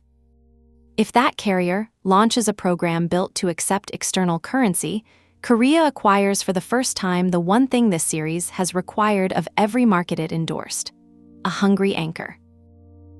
And Air Premia opening premium members to external earning. Smaller, but the truest product fit. An all 787 fleet flying the U.S. routes the Korean diaspora cares about, with a thin program and no partner ecosystem. If either happens, this chapter should be rewritten in public. Neither fixes the 4 axes on its own. But an airline that wants external demand is an airline that will help fund it, and that changes what is possible in a way that no amount of HeyMax execution can. I will note one more thing, because it is the quiet confirmation running underneath this entire volume. HeyMax's own revealed behavior already agrees with this verdict. The company named Korea once, on the 27th of May, 2025, and then omitted it from the Series A in January of this year, the headquarters announcement in March, and the HeyMax first release in July. This recommendation is not a challenge to the company's strategy. It is a ratification of a decision it appears to have made quietly in early 2026 and never announced. Now, the 7-volume synthesis. 7 verdicts in order. Singapore, trust first at home, the market where the model was proven and where the death of cash for miles had to be survived on transparency, because home is where trust is manufactured before it is exported. Hong Kong, A clear number 2 behind Cathay by the end of 2027 if visibility first executes. The one real entry, made with an acquisition, a general manager, and a flagship partner, and still contingent on being seen. The Philippines, not now. A beachhead, a diaspora corridor, and prepositioning because the economics were early and the anchor never offered itself. Australia. The number 1 effort-adjusted revival, strictly conditional on velocity. No deal, no entry. The UAE, partnership before entry with full entry a 2027 decision. Buy the Etihad option, defer the market. Taiwan, the promise is not credible but the corridor entry is. Starlux plus Japan Airlines plus Happy Geo behind gates, and South Korea. No. What these 7 measure, taken together, is one thing: the distance between what a company says and what it builds. And what they found, without my looking for it, is a triangle. Promises, options, anchors. Promises should be priced near zero. They are claims about the future made for present purposes, and the present purpose is almost always a funding round. Korea was promised once and vanished. Taiwan was promised, silently dropped, and re-promised by the same company in the same year. Australia was promised, launched as a toggle, and abandoned within 10 weeks. The single most reliable finding across 7 volumes is that a market's presence in a press release predicts nothing about whether anyone is working on it. Read the code instead. Code is compiled for users. Press releases are written for investors. Options are the opposite instrument. Quiet, cheap, and real. The purest example in 7 volumes is the EVA Air Rail. Negotiated during the most ruthless partner cull in HeyMax's history, live at 1-to-1, documented in traditional Chinese on the airline's own servers, and announced to absolutely nobody. That is what a company doing real work looks like when it is not performing. But options decay if they go unexercised. Australia's kept wiring with dead partners is what a rotted option looks like. And their decay is invisible precisely because nobody announced them. And anchors are what convert an option into a market. Every entry this series endorsed rests on exactly one hungry partner. Institutional issuance in Hong Kong, Velocity in Australia, Etihad in the UAE, Starlux in Taiwan, and both markets I refused were refused for the lack of one. The Philippines had no anchor because the market was immature. Korea has no anchor because the market is finished. The flag carrier is a monopoly closing its roster. The coalitions have consolidated inward, and the platforms that could distribute already run the motion themselves. Which is why Korea is the right place to end. For 6 volumes, the binding constraint could plausibly have been demand. Not enough travelers, not enough card spend, not enough points literacy, a middle class still forming. Korea removes that explanation entirely. It has the most travel, the most cards, the most points literacy, and the most emotional investment in miles of any market in the series. And it is the least enterable. The constraint was never demand. It was always whether somebody on the other side of the table needed you. That is the finding I did not expect when I started this series, and it is the one I would defend hardest. A loyalty platform is not a consumer product that succeeds by finding people who want it. It is an intermediary, and intermediaries live or die on whether the parties they sit between have a reason to let them in. Korea is full of people who want what HeyMax sells. There is nobody to sign. The richest demand in Asia and nobody to sign. That is the whole verdict and the whole series in one line.